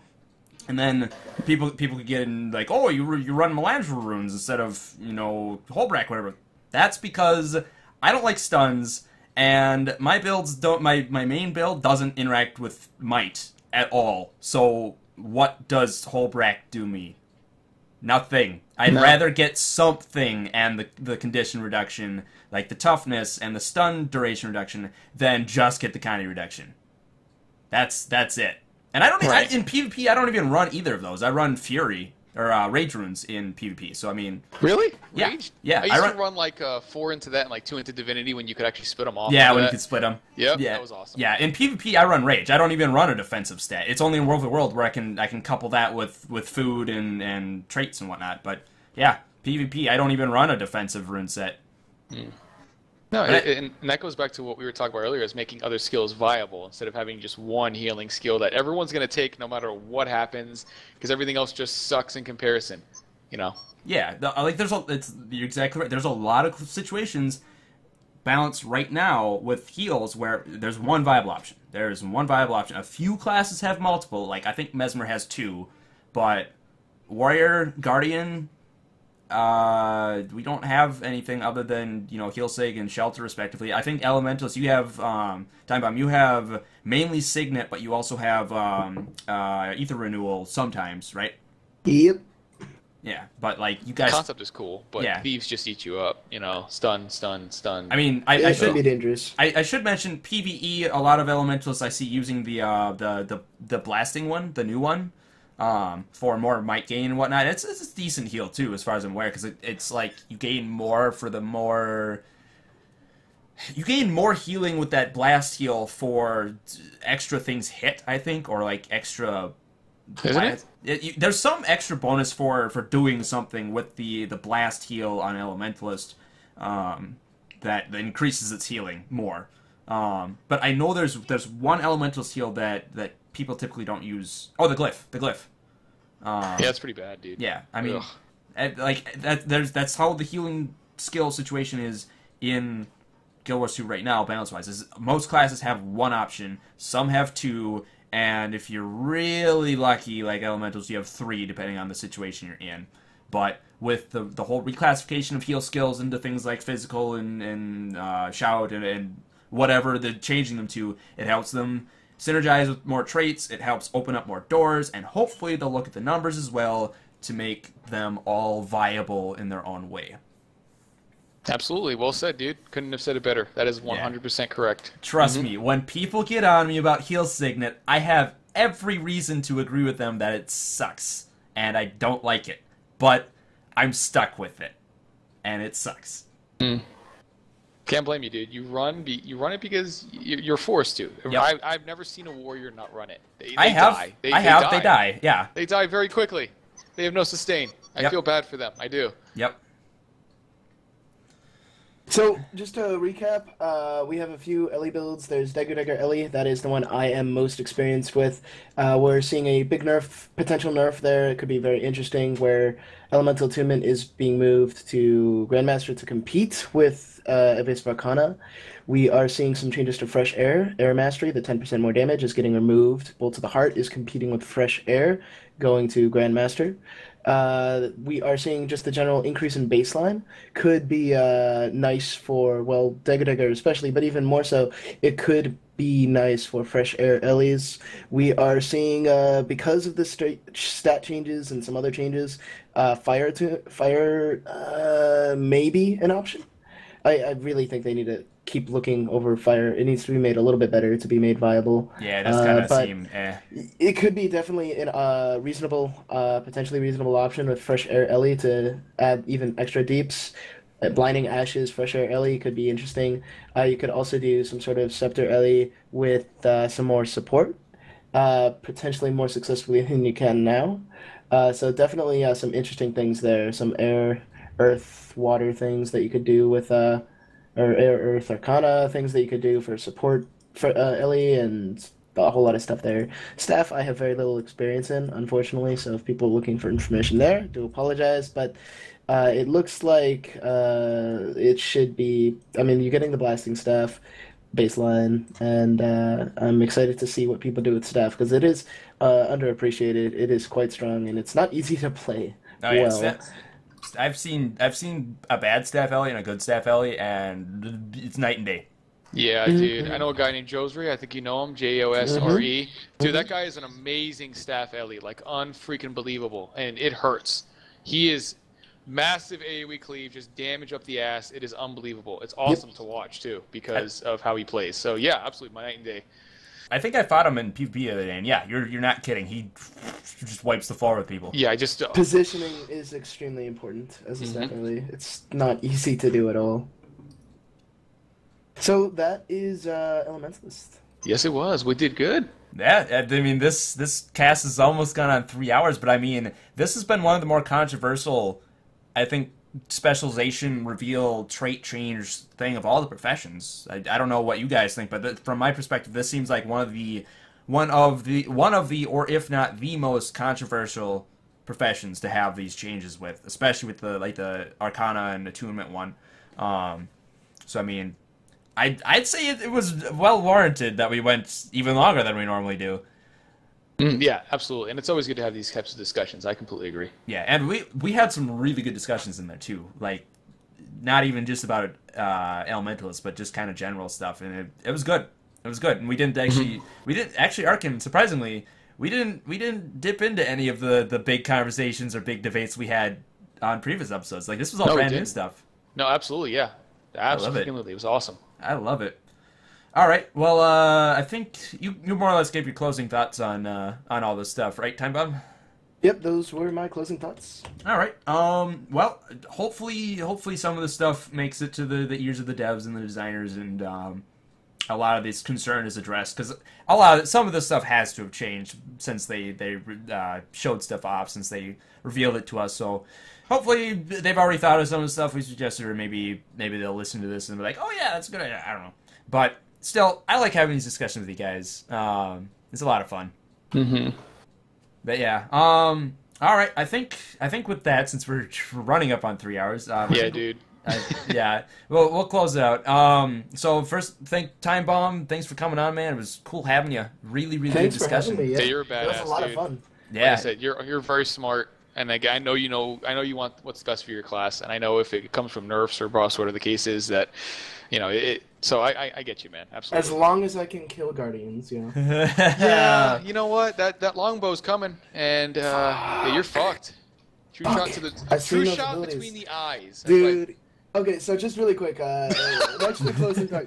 I hope Tempest has some CC. I don't know what the hell it's gonna have, but I hope it has a bit of CC, because I just want to beat the shit out of people. I want, like, physical abilities or something. Yeah. I want to smash people around in the face. Yeah, I think it's gonna be cool. I was gonna say, I hope you guys, I honestly, truly hope you guys get physical skills, because Avatar just pulling all that crazy bending stuff. That would look amazing. I'm pretty hyped for like whatever CC that Tempest gives me.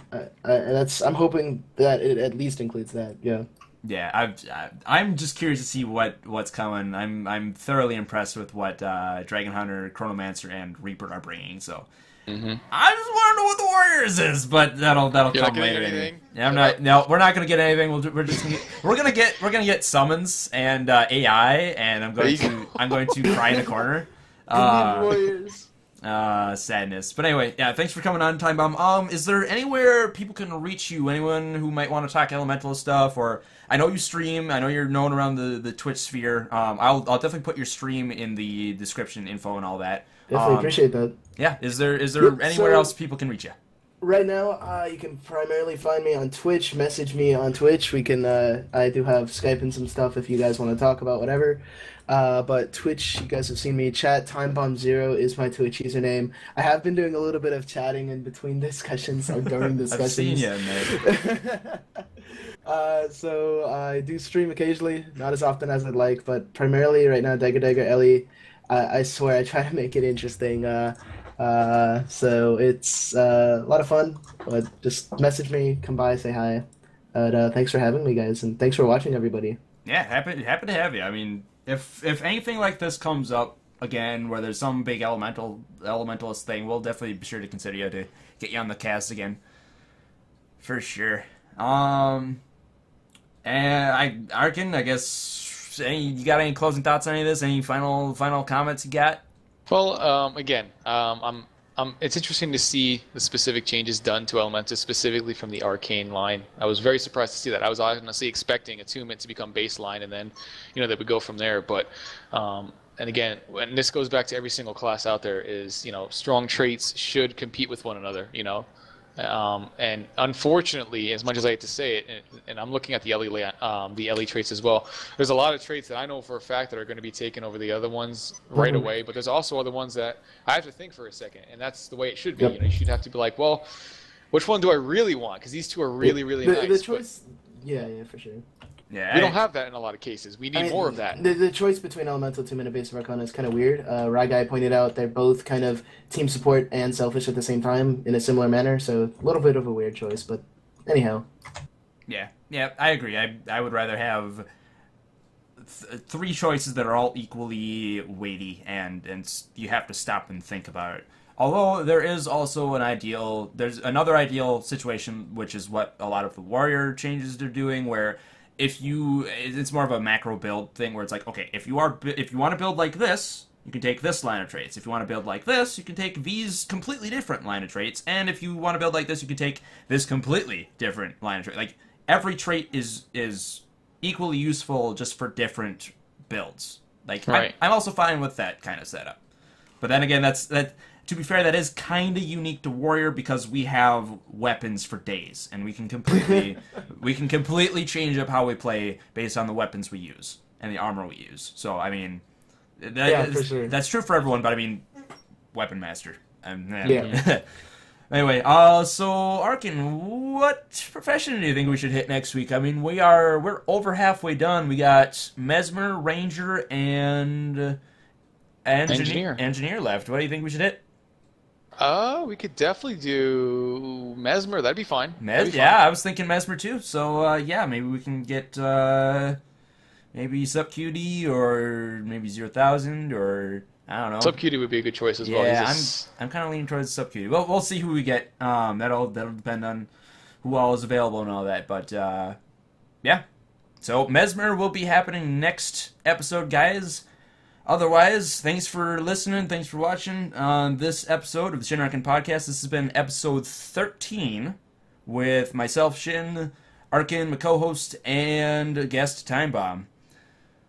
So that's going to be that, and I'll let these guys do the sign-off, and we'll see you guys later. See you guys next week. Take care. Enjoy your day. See you guys. Thanks for watching.